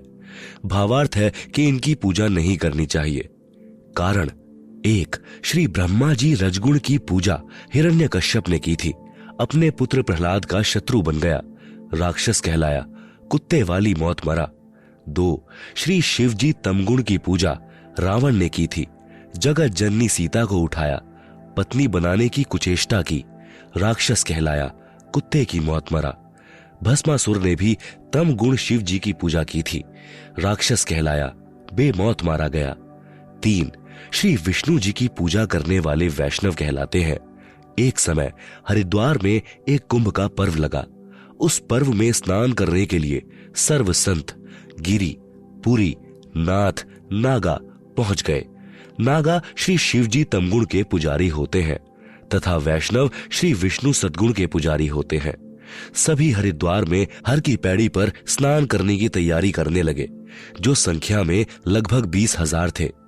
कुछ देर बाद इतनी ही संख्या में वैष्णव साधु हर की पैड़ियों पर पहुंच गए।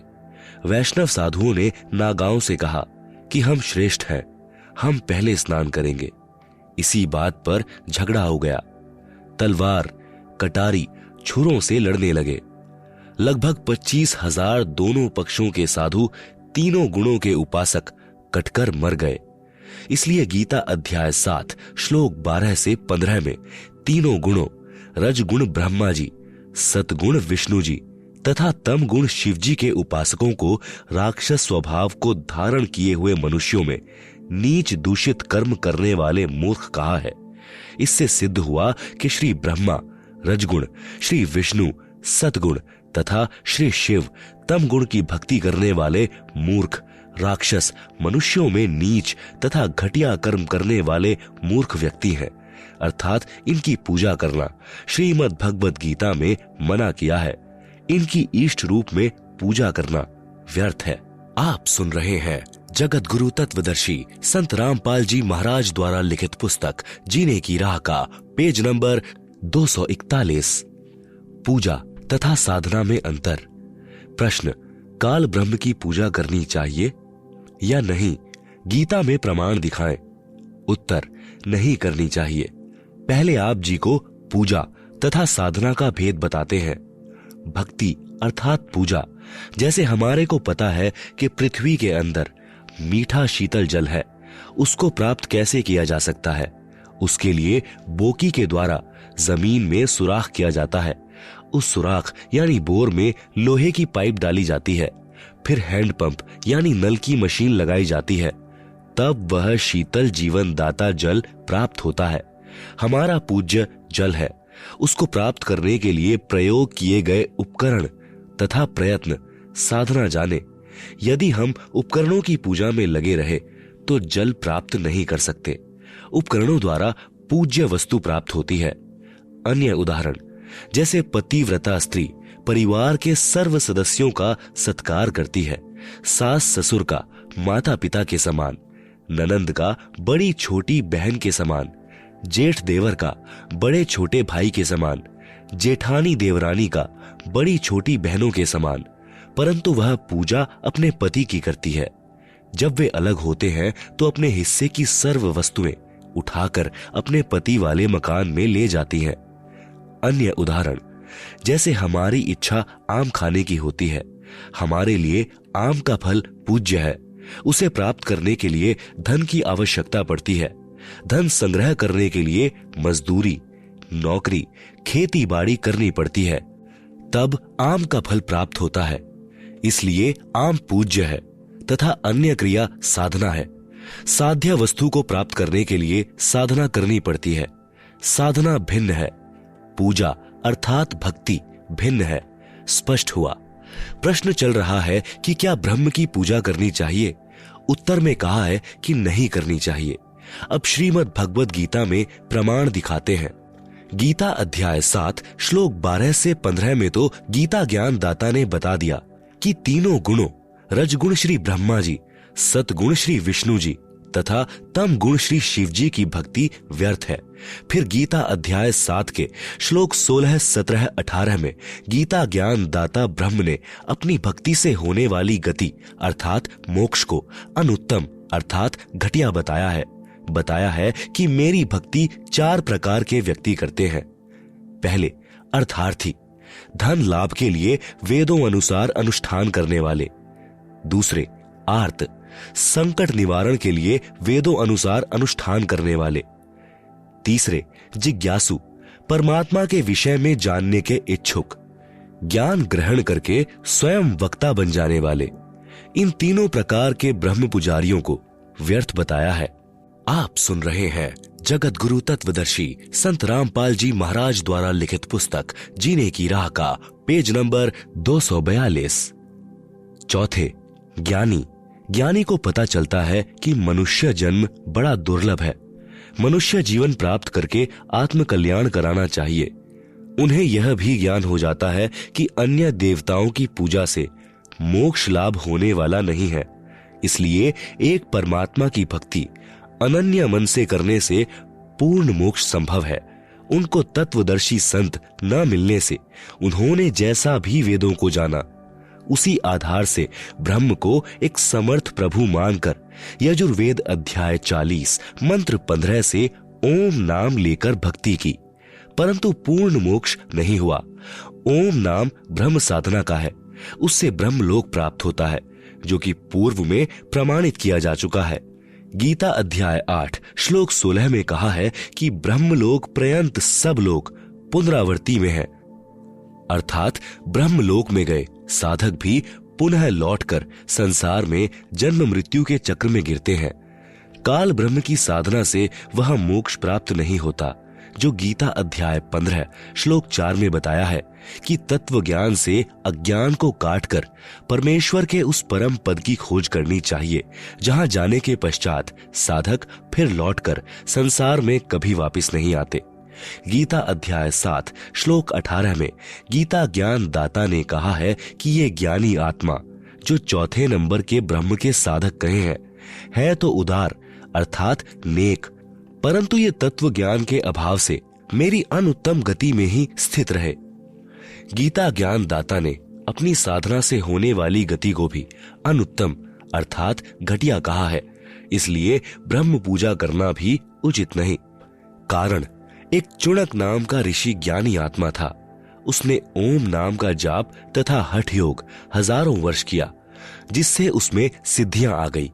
ब्रह्म की साधना करने से जन्म मृत्यु स्वर्ग नरक का चक्र सदा बना रहेगा, क्योंकि गीता अध्याय 2 श्लोक 12, गीता अध्याय 4 श्लोक 5, गीता अध्याय 10 श्लोक 2 में गीता ज्ञान दाता ब्रह्म ने कहा है कि अर्जुन, तेरे और मेरे अनेकों जन्म हो चुके हैं, तू नहीं जानता, मैं जानता हूं। तू, मैं तथा ये सर्व राजा लोग पहले भी जन्मे थे, आगे भी जन्मेंगे। यह न सोच कि हम सब अब ही जन्मे हैं। मेरी उत्पत्ति को महर्षि जन तथा ये देवता नहीं जानते, क्योंकि ये सब मेरे से उत्पन्न हुए हैं। इससे स्वसिद्ध है कि जब गीता ज्ञान दाता ब्रह्म भी जन्मता मरता है, तो इसके पुजारी अमर कैसे हो सकते हैं। इससे यह सिद्ध हुआ कि ब्रह्म की उपासना से वह मोक्ष नहीं हो सकता, जो गीता अध्याय 18 श्लोक 62 में तथा अध्याय 15 श्लोक 4 में कहा है। इन श्लोकों में गीता ज्ञान दाता ने स्पष्ट निर्देश दिया है कि हे भारत, तू सर्वभाव से उस परमेश्वर परम अक्षर ब्रह्म की शरण में जा। उस परमेश्वर की कृपा से ही तू परम शांति को तथा सनातन परम धाम अर्थात सत्यलोक को प्राप्त होगा। तत्व ज्ञान समझकर उसके पश्चात परमात्मा के उस परम पद की खोज करनी चाहिए, जहां जाने के पश्चात साधक फिर लौटकर संसार में कभी नहीं आते। विचार करें कि गीता ज्ञान दाता तो स्वयं जन्मता मरता है, इसलिए ब्रह्म की पूजा से होने वाली गति अनुत्तम कही है। आप सुन रहे हैं जगत गुरु तत्वदर्शी संत रामपाल जी महाराज द्वारा लिखित पुस्तक जीने की राह का पेज नंबर 243। अब चुणक ऋषि का प्रसंग आगे सुनाते हैं। चुणक ऋषि ने ओम नाम का जाप तथा हठ योग किया। वेदों ऋग्वेद, यजुर्वेद, सामवेद, अथर्ववेद में बताई भक्ति से परमात्मा प्राप्ति नहीं होती। इसका प्रमाण गीता अध्याय 11 श्लोक 47-48 में है। गीता ज्ञान दाता ब्रह्म ने बताया है कि हे अर्जुन, मुझ काल ब्रह्म का यह विराट रूप है। मेरे इस रूप के दर्शन तेरे अतिरिक्त पहले किसी को नहीं हुए। मैंने तेरे ऊपर अनुग्रह करके यह रूप दिखाया है। मेरे इस रूप के दर्शन अर्थात ब्रह्म प्राप्ति न तो वेदों में वर्णित विधि से अर्थात ओम नाम के जाप से, न तप से, न हवन आदि आदि यज्ञों से होते हैं, अर्थात वेदों में वर्णित विधि से ब्रह्म प्राप्ति नहीं होती। यही कारण रहा कि चुणक जैसे ऋषि भी ब्रह्म को निराकार कहते रहे। चुणक ऋषि में सिद्धियां आ गई, जिस कारण से संसार में प्रसिद्ध हो गया। सिद्धि प्राप्त साधक अपनी वर्षों की साधना से की गई चार्ज बैटरी से किसी को श्राप देकर अपनी भक्ति का नाश करते हैं, किसी को आशीर्वाद देकर अपनी भक्ति का नाश करते हैं, किसी पर सिद्धि से जंत्र मंत्र करके अपनी भक्ति का नाश करते हैं, तथा संसार में प्रशंसा के पात्र बनकर स्वयं प्रभु बन बैठते हैं। एक मानधाता चक्रवर्ती राजा था। उसका पूरी पृथ्वी पर राज्य था। उसने अपने राज्य में यह जांचना चाहा कि क्या पृथ्वी के अन्य राजा जो मेरे अधीन हैं, क्या उनमें से कोई स्वतंत्र होना चाहता है। इसलिए राजा ने अपने निजी घोड़े के गले में एक पत्र लिखकर बांध दिया कि जिस किसी राजा को मानधाता राजा की पराधीनता स्वीकार न हो, वह इस घोड़े को पकड़ ले और युद्ध के लिए तैयार हो जाए। राजा के पास 72 अक्षौणी सेना है। उस घोड़े के साथ सैकड़ों सैनिक भी चले। सारी पृथ्वी पर चक्कर लगाया, किसी राजा ने उस घोड़े को नहीं पकड़ा। इससे स्पष्ट हो गया कि पूरी पृथ्वी के छोटे राजा अपने चक्रवर्ती शासक मानधाता के अधीन हैं। सर्व सैनिक जो घोड़े के साथ थे खुशी से वापस आ रहे थे। रास्ते में ऋषि चुणक की कुटिया थी। चुणक ऋषि ने सैनिकों से पूछा, जो घोड़ों पर सवार थे कि हैं सैनिकों, कहां गए थे? इस घोड़े का सवार कहां गया? सैनिकों ने ऋषि जी को सर्व बात बताई। ऋषि ने कहा, क्या किसी ने राजा मानधाता का युद्ध नहीं स्वीकारा? सैनिक बोले कि है किसी की बाजुओं में दम, पिलाया है किसी माता ने दूध जो हमारे राजा के साथ युद्ध कर ले। राजा के पास 72 अक्षौणी अर्थात 72 करोड़ सेना है। जाड़ तोड़ देंगे यदि किसी ने युद्ध करने की हिम्मत की तो। ऋषि चुणक जो काल ब्रह्म का पुजारी था ने कहा कि हे सैनिकों, आपके राजा का युद्ध मैंने स्वीकार कर लिया। यह घोड़ा बांध दो मेरी कुटिया वाले वृक्ष से। सैनिक बोले कि हे कंगले, तेरे पास दाने तो खाने को नहीं है, क्या युद्ध करेगा तू राजा मानधाता के साथ? अपनी भक्ति कर ले, क्यों श्यात बोल रही है तेरी, अर्थात तेरी क्यों सामत आई है? ऋषि ने कहा, जो होगा सो देखा जाएगा। जाओ कह दो तुम्हारे राजा को कि तुम्हारा युद्ध चुणक ऋषि ने स्वीकार कर लिया है। राजा को पता चला तो सोचा कि आज एक कंगाल सिरफिरे ऋषि की हिम्मत हुई है, कल कोई और हिम्मत करेगा। बुराई को प्रारंभ में ही समाप्त कर देना चाहिए। जनता को भयभीत करने के लिए, एक व्यक्ति को मारने के लिए राजा ने 72 करोड़ सेना की 4 टुकड़ियां बनाई। एक टुकड़ी 18 करोड़ सैनिक पहले भेजे ऋषि से युद्ध करने के लिए। काल ब्रह्म के पुजारी चुणक ऋषि ने सिद्धि शक्ति से 4 पुतलियां बनाई, अर्थात 4 परमाणु बम तैयार किए। एक पुतली छोड़ी, उसने 18 करोड़ सेना को काट डाला। राजा ने दूसरी टुकड़ी भेजी, ऋषि ने दूसरी पुतली छोड़ी। इस प्रकार राजा मानधाता की 72 शौणी सेना का नाश काल ब्रह्म के पुजारी चुणक ने कर दिया। विचार करें, ऋषि महर्षियों को राजाओं के बीच में टांग नहीं अड़ानी चाहिए। कारण यह है कि ऋषि जनों ने हजारों वर्ष ओम नाम का जाप किया परमात्मा प्राप्ति के लिए। परमात्मा मिला नहीं, क्योंकि गीता अध्याय 11 श्लोक 47-48 में लिखा है कि वेदों में चारों वेदों ऋग्वेद, यजुर्वेद, सामवेद तथा अथर्ववेद वर्णित भक्ति विधि से ब्रह्म प्राप्ति नहीं है। इसलिए इससे ऋषियों में सिद्धियां प्रकट हो जाती हैं।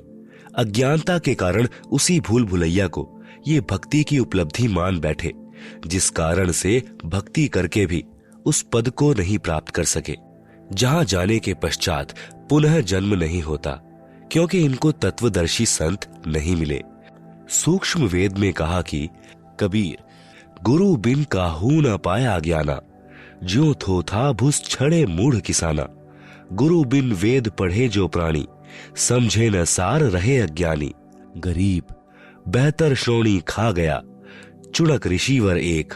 देह धारे जौरा फिरे, सब ही काल के भेष।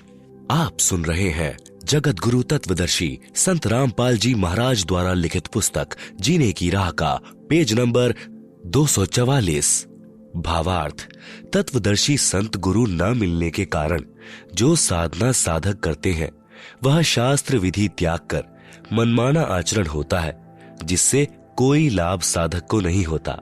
गीता अध्याय 16 श्लोक 23-24 में प्रमाण है कि हे भारत, जो साधक शास्त्र विधि को त्याग कर मनमाना आचरण करता है, उसको न तो सुख होता है, न सिद्धि प्राप्त होती है, और न ही उसकी गति अर्थात मोक्ष होता है।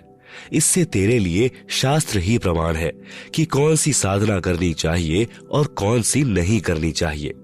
गुरु बिना अर्थात तत्वदर्शी संत के बिना चाहे वेदों को पढ़ते रहो, चाहे उनको कंठस्थ भी कर लो। जैसे पहले के ब्राह्मण वेदों के मंत्रों को याद कर लेते थे। जो चारों वेदों के मंत्र याद कर लेता था वह चतुर्वेदी कहलाता था। जो 3 वेदों के मंत्रों को याद कर लेता था वह त्रिवेदी कहलाता था। परंतु उनको वेदों के गूढ़ रहस्यों का ज्ञान न होने के कारण वे ऋषिजन वेदों को पढ़कर घोटकर भी अज्ञानी रहे। सूक्ष्म वेद में कहा है कि पीठ मनुखा दाख लदी है, ऊंट खात बबूल। भावार्थ है कि पहले के समय में रेगिस्तान में ऊंटों पर मुनक्का दाख लाद कर ले जाते थे। ऊंट पीठ पर तो इतनी स्वादिष्ट मुनक्का दाख लादे हुए होता था और स्वयं बबूल यानी कीकर पेड़ के कांटों में मुख मार मार कर बबूल के पत्ते खा रहा होता था। बिना ज्ञान के सर्व ऋषि जी चारों वेदों रूपी मुनक्का दाख लादे फिरते थे और पूजा करते थे काल ब्रह्म रूपी बबूल की, जिससे न सनातन परम धाम और न ही परम शांति प्राप्त होती थी। फिर सूक्ष्म वेद में कहा है कि बंजारे के बैल ज्यों फिरा देश विदेश, खांड छोड़ भुष खात है बिन सतगुरु उपदेश। आप सुन रहे हैं जगत गुरु तत्वदर्शी संत रामपाल जी महाराज द्वारा लिखित पुस्तक जीने की राह का पेज नंबर 245। भावार्थ है कि पहले के समय में बैलों के ऊपर गधे की तरह थैला यानी बोरा रखकर उसमें खांड भरकर बंजारे अर्थात व्यापारी लोग एक स्थान से दूसरे स्थान पर लाते ले जाते थे। बैल की पीठ पर बोरे में खांड है, स्वयं भुष खाया करता। इसी प्रकार गुरु द्वारा तत्व ज्ञान न मिलने के कारण ऋषिजन वेदों रूपी खांड यानी चीनी को तो कंठस्थ करके रखते थे। उनको ठीक से न समझकर साधना वेद विरुद्ध करते थे। उदाहरण के लिए श्री देवी पुराण सचित्र मोटा टाइप केवल हिंदी गीता प्रेस गोरखपुर से प्रकाशित 5वें स्कंद पृष्ठ 414 पर लिखा है, वेद व्यास जी ने कहा कि सतयुग के ब्राह्मण वेद के पूर्ण विद्वान थे। वे देवी अर्थात श्री दुर्गा जी की पूजा करते थे। प्रत्येक गांव में श्री देवी का मंदिर बनवाने की उनकी प्रबल इच्छा थी। पाठक जन विचार करें, चारों वेदों में तथा इन्हीं वेदों के सारांश श्रीमद् भगवद गीता में कहीं पर भी देवी की पूजा करने का निर्देश नहीं है। तो सत्य युग के ब्राह्मण क्या खाक विद्वान थे वेदों के? इसी श्री देवी पुराण के 7वें स्कंद में पृष्ठ 562-563 पर श्री देवी जी ने राजा हिमालय से कहा था कि तू मेरी पूजा भी त्याग दे। यदि ब्रह्म प्राप्ति चाहता है तो और सब बातों को त्याग कर केवल ओम का जाप कर। यह ब्रह्म का मंत्र है, इससे ब्रह्म को प्राप्त हो जाएगा। वह ब्रह्मलोक रूपी दिव्य आकाश में रहता है। पाठक जन आसानी से समझेंगे कि जब सत्य युग के ब्राह्मणों का यह ज्ञान तथा साधना थी तो वर्तमान के ब्राह्मणों को क्या ज्ञान होगा। इसी श्री देवी पुराण के 5वें स्कंद में पृष्ठ 414 पर यह भी लिखा है कि सत्य युग में जो राक्षस समझे जाते थे वे कलयुग में ब्राह्मण माने जाते हैं। ब्राह्मण कोई जाति विशेष नहीं है। जो परमात्मा अर्थात ब्रह्म के लिए प्रयत्नशील है वही ब्राह्मण कहलाता है, चाहे किसी भी जाति का हो।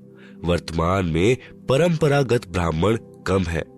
संत रूप में ब्रह्म ज्ञान देने वाले अधिक हैं। जो ब्राह्मण अर्थात मार्गदर्शक गुरु कहलाते हैं और तत्व ज्ञानहीन है। इसलिए कहा है कि तत्वदर्शी गुरु के बिना किसी को वेदों के गूढ़ रहस्यों का ज्ञान नहीं हुआ, जिस कारण से वेदों को पढ़ते थे परंतु साधना वेद विरुद्ध करते थे। वेदों व गीता में तीनों देवताओं श्री ब्रह्मा जी, श्री विष्णु जी तथा श्री शिव जी की पूजा करना निषेध है। सर्व हिंदू समाज ज्ञानहीन संतों द्वारा इन्हीं तीनों देवताओं पर केंद्रित कर रखा है। श्री देवी दुर्गा तथा विष्णु जी शिव जी की भक्ति कर तथा करा रहे हैं, पहले से ही यह लोक वेद यानी दंत कथा का ज्ञान चला आ रहा है, जो आज मेरे सामने दीवार बनकर खड़ी है। मैं शास्त्रोक्त ज्ञान बताता हूँ, प्रोजेक्टर पर दिखाता हूँ, परंतु पहले के अज्ञान को सत्य मानकर, सत्य को आंखों देखकर भी विश्वास नहीं कर रहे, विरोध करते हैं, जेल में भिजवा देते हैं। सूक्ष्म वेद में कहा है कि वेद पढ़े पर भेद न जाने, बाँचे पुराण 18, पत्थर की पूजा करें, बिसरे सिरजनहारा। आप सुन रहे हैं जगत गुरु तत्वदर्शी संत रामपाल जी महाराज द्वारा लिखित पुस्तक जीने की राह का पेज नंबर 246। भावार्थ है कि वेद तथा 18 पुराणों को पढ़ते हैं और मूर्ति की पूजा करते हैं। वेदोक्त सर्व के सृजनहार परम अक्षर ब्रह्म को भूल गए हैं। अन्य प्रभुओं की पूजा करके उस परम शक्ति तथा सनातन परम धाम अर्थात परमेश्वर के उस परम पद से वंचित रह जाते हैं, जो गीता अध्याय 18 श्लोक 62 तथा अध्याय 15 श्लोक 4 में कहा है। सूक्ष्म वेद में लिखा है कि गुरुआ गाम बिगाड़े संतो, गुरुआ गाम बिगाड़े, ऐसे कर्म जीव के लादिए, फिर झड़े नहीं झाड़े। भावार्थ है कि वेद ज्ञानहीन तत्व ज्ञान से अपरिचित गुरुओं ने गांव के गांव में शास्त्र विरुद्ध ज्ञान व भक्ति का अज्ञान सुनाकर उनको इतना भ्रमित कर दिया कि वे अब समझाए से भी शास्त्र विरुद्ध साधना को त्यागने के लिए तैयार नहीं होते। गीता अध्याय 16 श्लोक 23 में लिखा है कि शास्त्र विधि त्याग कर मनमाना आचरण करने से न तो सिद्धि प्राप्त होती है, न सुख प्राप्त होता है, न गति होती है, अर्थात व्यर्थ साधना है। दूसरी ओर आप जी ने चुणक ऋषि की कथा में पढ़ा कि ऋषि चुणक जी को सिद्धियां प्राप्त हो गई। पाठकों को यह समझना है कि सिद्धि भक्ति का बाई प्रोडक्ट है। जैसे जौ का भी भूस यानी तूड़ा होता है, जिसमें तुस बहुत होते हैं, पशु खाता है तो मुख में जख्म कर देते हैं। यह सिद्धि प्राप्त होती है काल ब्रह्म की भक्ति से, जो चुणक ऋषि जी को प्राप्त हुई। जो शास्त्र विधि अनुसार भक्ति करने से सिद्धि प्राप्त होती है, वह गेहूं का भूस यानी तूड़ा समझे, जो पशुओं के लिए उपयोगी तथा खाने में सुगम होता है। भावार्थ है कि शास्त्र विधि अनुसार साधना न करने से जो सिद्धियां प्राप्त होती हैं, वे साधक को नष्ट करती हैं, क्योंकि अज्ञानतावश ऋषिजन उनका प्रयोग करके किसी की हानि कर देते हैं, किसी को आशीर्वाद देकर अपनी भक्ति की शक्ति जो ओम नाम के जाप से होती है, उसको समाप्त करके फिर से खाली हो जाते हैं। जैसे चुणक ऋषि जी ने मानधाता चक्रवर्ती राजा की 72 करोड़ सेना का नाश कर दिया, अपनी भक्ति की सिद्धि भी खो दी। सूक्ष्म वेद में कहा है कि बेहतर श्रोणी शय करी, चुणक ऋषिवर एक, देह धारे जौरा यानी मृत्यु फिरे, सब ही काल के भेष। भावार्थ, ऋषियों में सर्वश्रेष्ठ ऋषि चुणक जी ने 72 करोड़ सेना का नाश कर दिया। ये दिखाई तो देते हैं महात्मा, लेकिन जब इनसे पाला पड़ता है तो ये निकलते हैं सर्प जैसे। जरा सी बात पर श्राप दे देना, किसी से बेमतलब पंगा लेना, इनके लिए आम बात होती है। आप सुन रहे हैं जगत गुरु तत्वदर्शी संत रामपाल जी महाराज द्वारा लिखित पुस्तक जीने की राह का पेज नंबर 247। ऋषि दुर्वासा की कारगुजारी।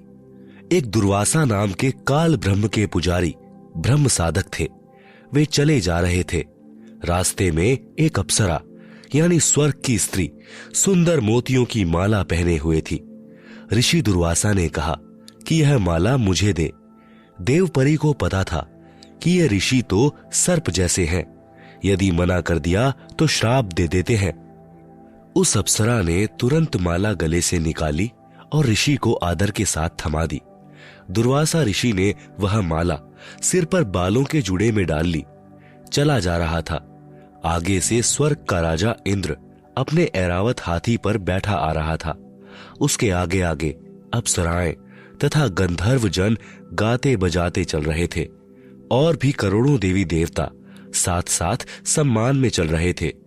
दुर्वासा ऋषि ने माला अपने सिर से उठाकर इंद्र की ओर फेंक दी। इंद्र ने वह माला हाथी की गर्दन पर रख दी। हाथी ने वह माला अपने सूंड से उठाकर जमीन पर फेंक दी। जैसे इंद्र को कोई भक्त या देव कोई फूल माला भेंट करता था तो इंद्र उसको बाद में हाथी की गर्दन पर रख देता था। जब इंद्र हाथी पर बैठा हो, हाथी उसे उठाकर नीचे फेंक देता था। हाथी ने उस रूटीन में वह माला नीचे फेंक दी थी। इस बात से ऋषि दुर्वासा कुपित हो गए और बोले कि हे इंद्र, तेरे को राज्य का अभिमान है, मेरे द्वारा दी गई माला का तूने अनादर किया है। मैं श्राप देता हूं कि तेरा सर्व राज्य नष्ट हो जाए। देवराज इंद्र एकदम कांपने लगा और बोला, हे विप्र, मैंने आपकी माला को आदर से ग्रहण करके हाथी के ऊपर रखा था। हाथी ने अपनी औपचारिकता वश नीचे डाल दी, मुझे क्षमा करें।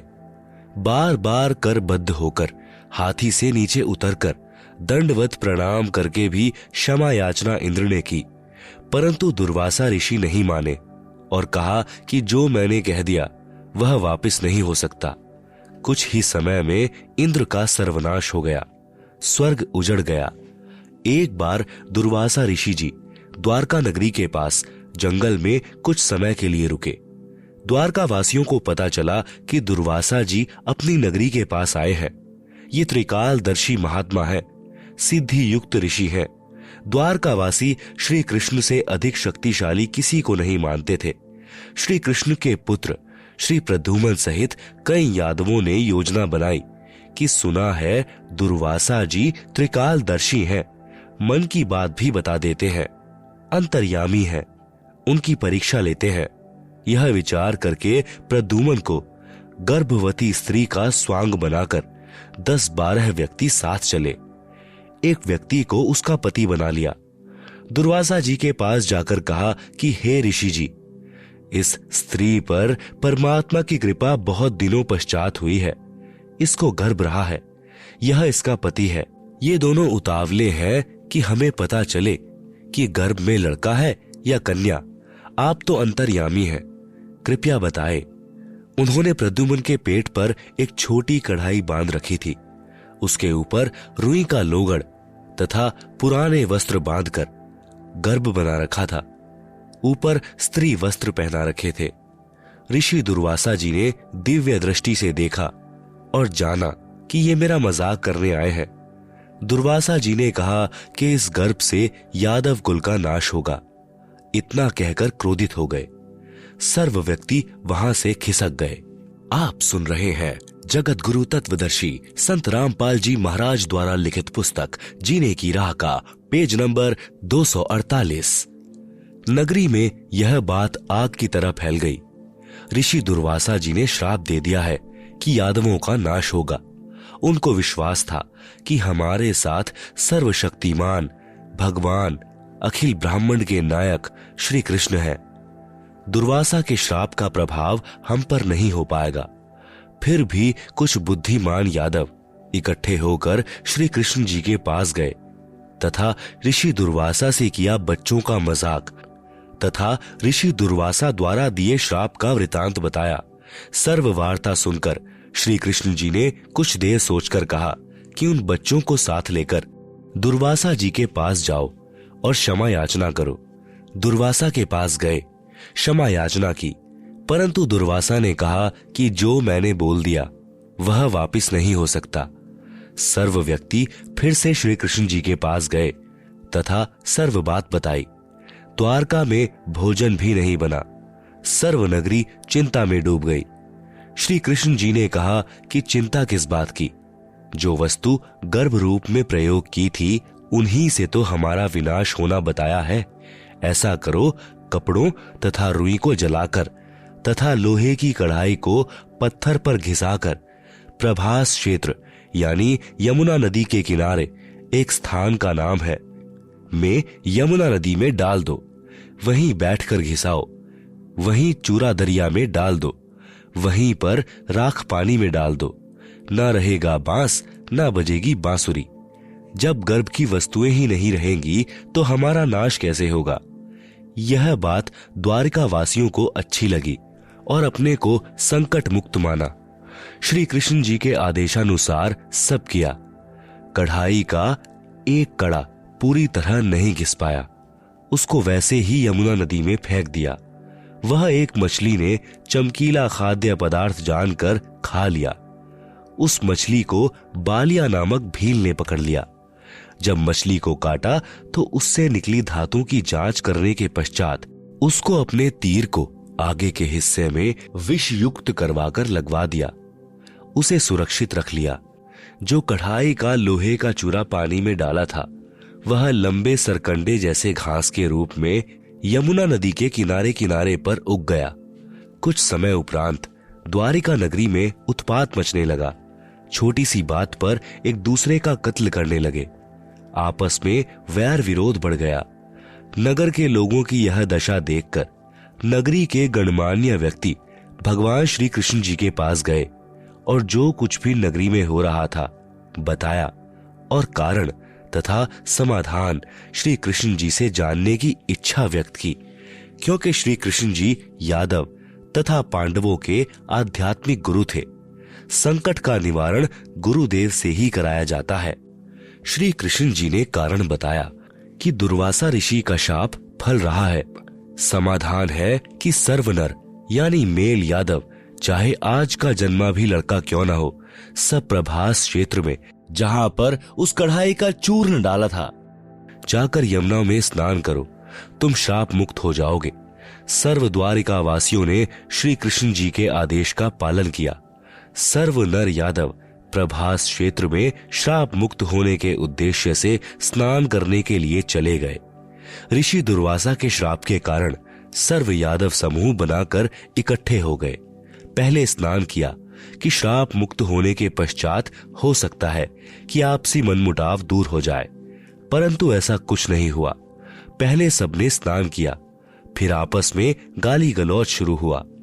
फिर उस घास को उखाड़कर एक दूसरे को मारने लगे। जो घास यानी सरकंडे लोहे की कढ़ाई के चूर्ण से उगा था वह तलवार जैसा कार्य करने लगा। सरकंडे को मारते ही सिर धड़ से अलग होकर गिरने लगा। इस प्रकार सर्व यादव आपस में लड़कर मृत्यु को प्राप्त हो गए। कुछ 200-400 शेष रहे थे। उसी समय श्री कृष्ण जी भी वहीं पहुंच गए। उन्होंने भी उस घास को उखाड़ा, उसके लोहे के मूसल बन गए।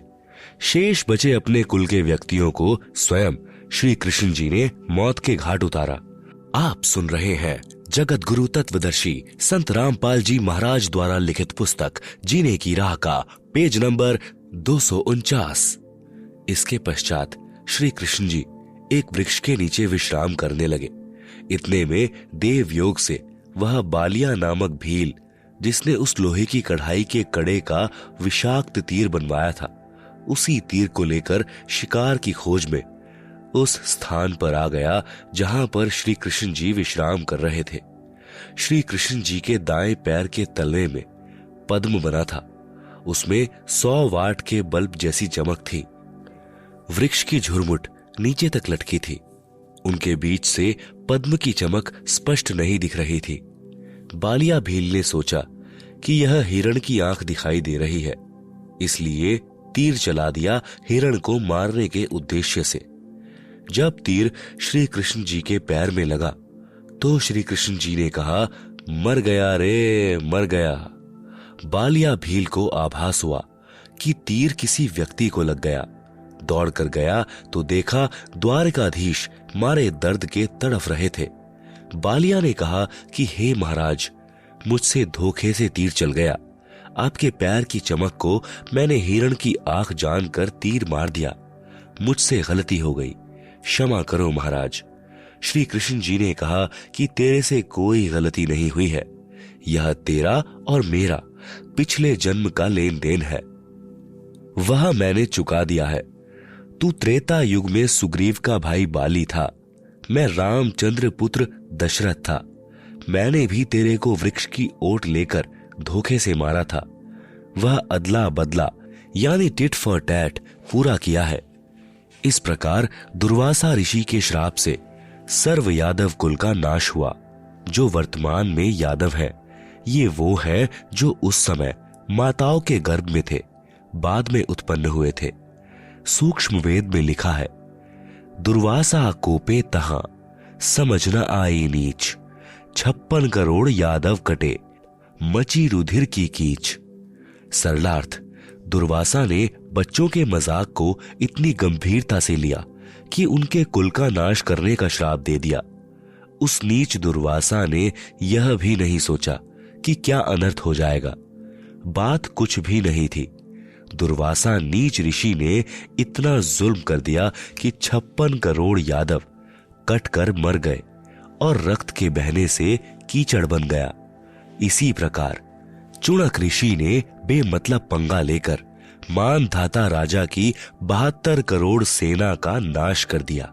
आप सुन रहे हैं जगत गुरु तत्वदर्शी संत रामपाल जी महाराज द्वारा लिखित पुस्तक जीने की राह का पेज नंबर 250। एक कपिल नाम के ऋषि थे, जिनको भगवान विष्णु के 24 अवतारों में से एक अवतार भी माना जाता है। वे तपस्या कर रहे थे। एक सगड़ राजा था, उसके 60,000 पुत्र थे। किसी ऋषि ने बताया कि यदि एक तालाब, एक कुआं, एक बगीचा बना दिया जाए तो एक अश्वमेघ यज्ञ जितना फल मिलता है। राजा सगड़ के लड़कों ने यह कार्य शुरू कर दिया। समझदार व्यक्तियों ने उनसे कहा कि आप ऐसे जगह जगह तालाब, कुएं, बगीचे बनाओगे तो पृथ्वी पर अन्न उत्पन्न करने के लिए स्थान ही नहीं रहेगा। किसी राजा ने विरोध किया तो उससे लड़ाई कर ली। उस राजा सगड़ के लड़कों ने एक घोड़ा अपने साथ लिया, उसके गले में पत्र लिखकर बांध दिया कि यदि कोई हमारे कार्य में बाधा करेगा वह इस घोड़े को पकड़ ले और युद्ध के लिए तैयार हो जाए। उन सिरफिरों से कौन टक्कर ले। पृथ्वी देवी भगवान विष्णु जी के पास गई। एक गाय का रूप धारण करके कहा कि हे भगवान, पृथ्वी पर एक सगड़ राजा है, उसके 60,000 पुत्र हैं। उनको ऐसी सिरड़ उठी है कि मेरे को खोद डाला। वहां मनुष्यों के खाने के लिए अन्न भी उत्पन्न नहीं हो सकता। भगवान विष्णु ने कहा, तुम जाओ, वे अब कुछ नहीं करेंगे। भगवान विष्णु ने देवराज इंद्र को बुलाया और समझाया कि राजा सगड़ के 60,000 लड़के यज्ञ कर रहे हैं। यदि उनकी 100 यज्ञ पूरी हो गई तो तुम्हारी इंद्र गद्दी उनको देनी पड़ेगी। समय रहते कुछ बनता है तो कर ले। इंद्र ने हलकारे अर्थात अपने नौकर भेजे, उनको सब समझा दिया। रात्रि के समय राजा सगड़ के पुत्र सोए पड़े थे। घोड़ा वृक्ष से बांध रखा था। उन देवराज के फरिश्तों ने घोड़ा खोलकर कपिल तपस्वी की जांग पर बांध दिया। कपिल ऋषि वर्षों से तपस्यारत था, जिस कारण से उसका शरीर अस्थि पिंजर जैसा हो गया था। आसन पदम लगाए हुए था। टांगे पतली पतली थी, जैसे वृक्ष की जड़ों की मिट्टी वर्षा के पानी से बह जाती है और जड़ों के बीच में 6-7 इंच का अंतर यानी गैप हो जाता है। ऋषि कपिल जी की टांगे ऐसी थी। इंद्र के हलकारों ने घोड़े को टांगों के बीच के रास्ते में से जांग के पास रस्से से बांध दिया। राजा के लड़कों ने सुबह उठते ही घोड़ा देखा। उसकी खोज में युद्ध करने की तैयारी करके 60,000 का लंगार चल पड़ा। घोड़े के पच्चीनों के साथ साथ कपिल मुनि के आश्रम में पहुंच गए। घोड़े को बंधा देखकर सगड़ राजा के पुत्रों ने ऋषि की ही कोख में यानी दोनों बाजुओं के नीचे काखों को हरियाणवी भाषा में हीख कहते हैं, भाले चुभो दिए। कपिल ऋषि की पलकें इतनी लंबी बढ़ चुकी थी कि जमीन पर जा टिकी थी। ऋषि को पीड़ा हुई तो क्रोधवश पलकों को हाथों से उठाया। आंखों से अग्नि बाण छूटे। 60,000 सगड़ के पुत्रों की सेना की पूली सी बिछ गई, अर्थात 60,000 सगड़ के बेटे मरकर ढेर हो गए। सूक्ष्म वेद में कहा है कि 60,000 सगड़ के होते कपिल मुनीश्वर खाए। जय परमेश्वर की करें भक्ति तो अजर अमर हो जाए। 72 श्रोणी खा गया चुणक ऋषिवर एक, देह धारे जौरा फिरे सभी काल के भेष। दुर्वासा कोपे तहां समझ न आई नीच, 56 करोड़ यादव कटे मची रुधिर की कीच।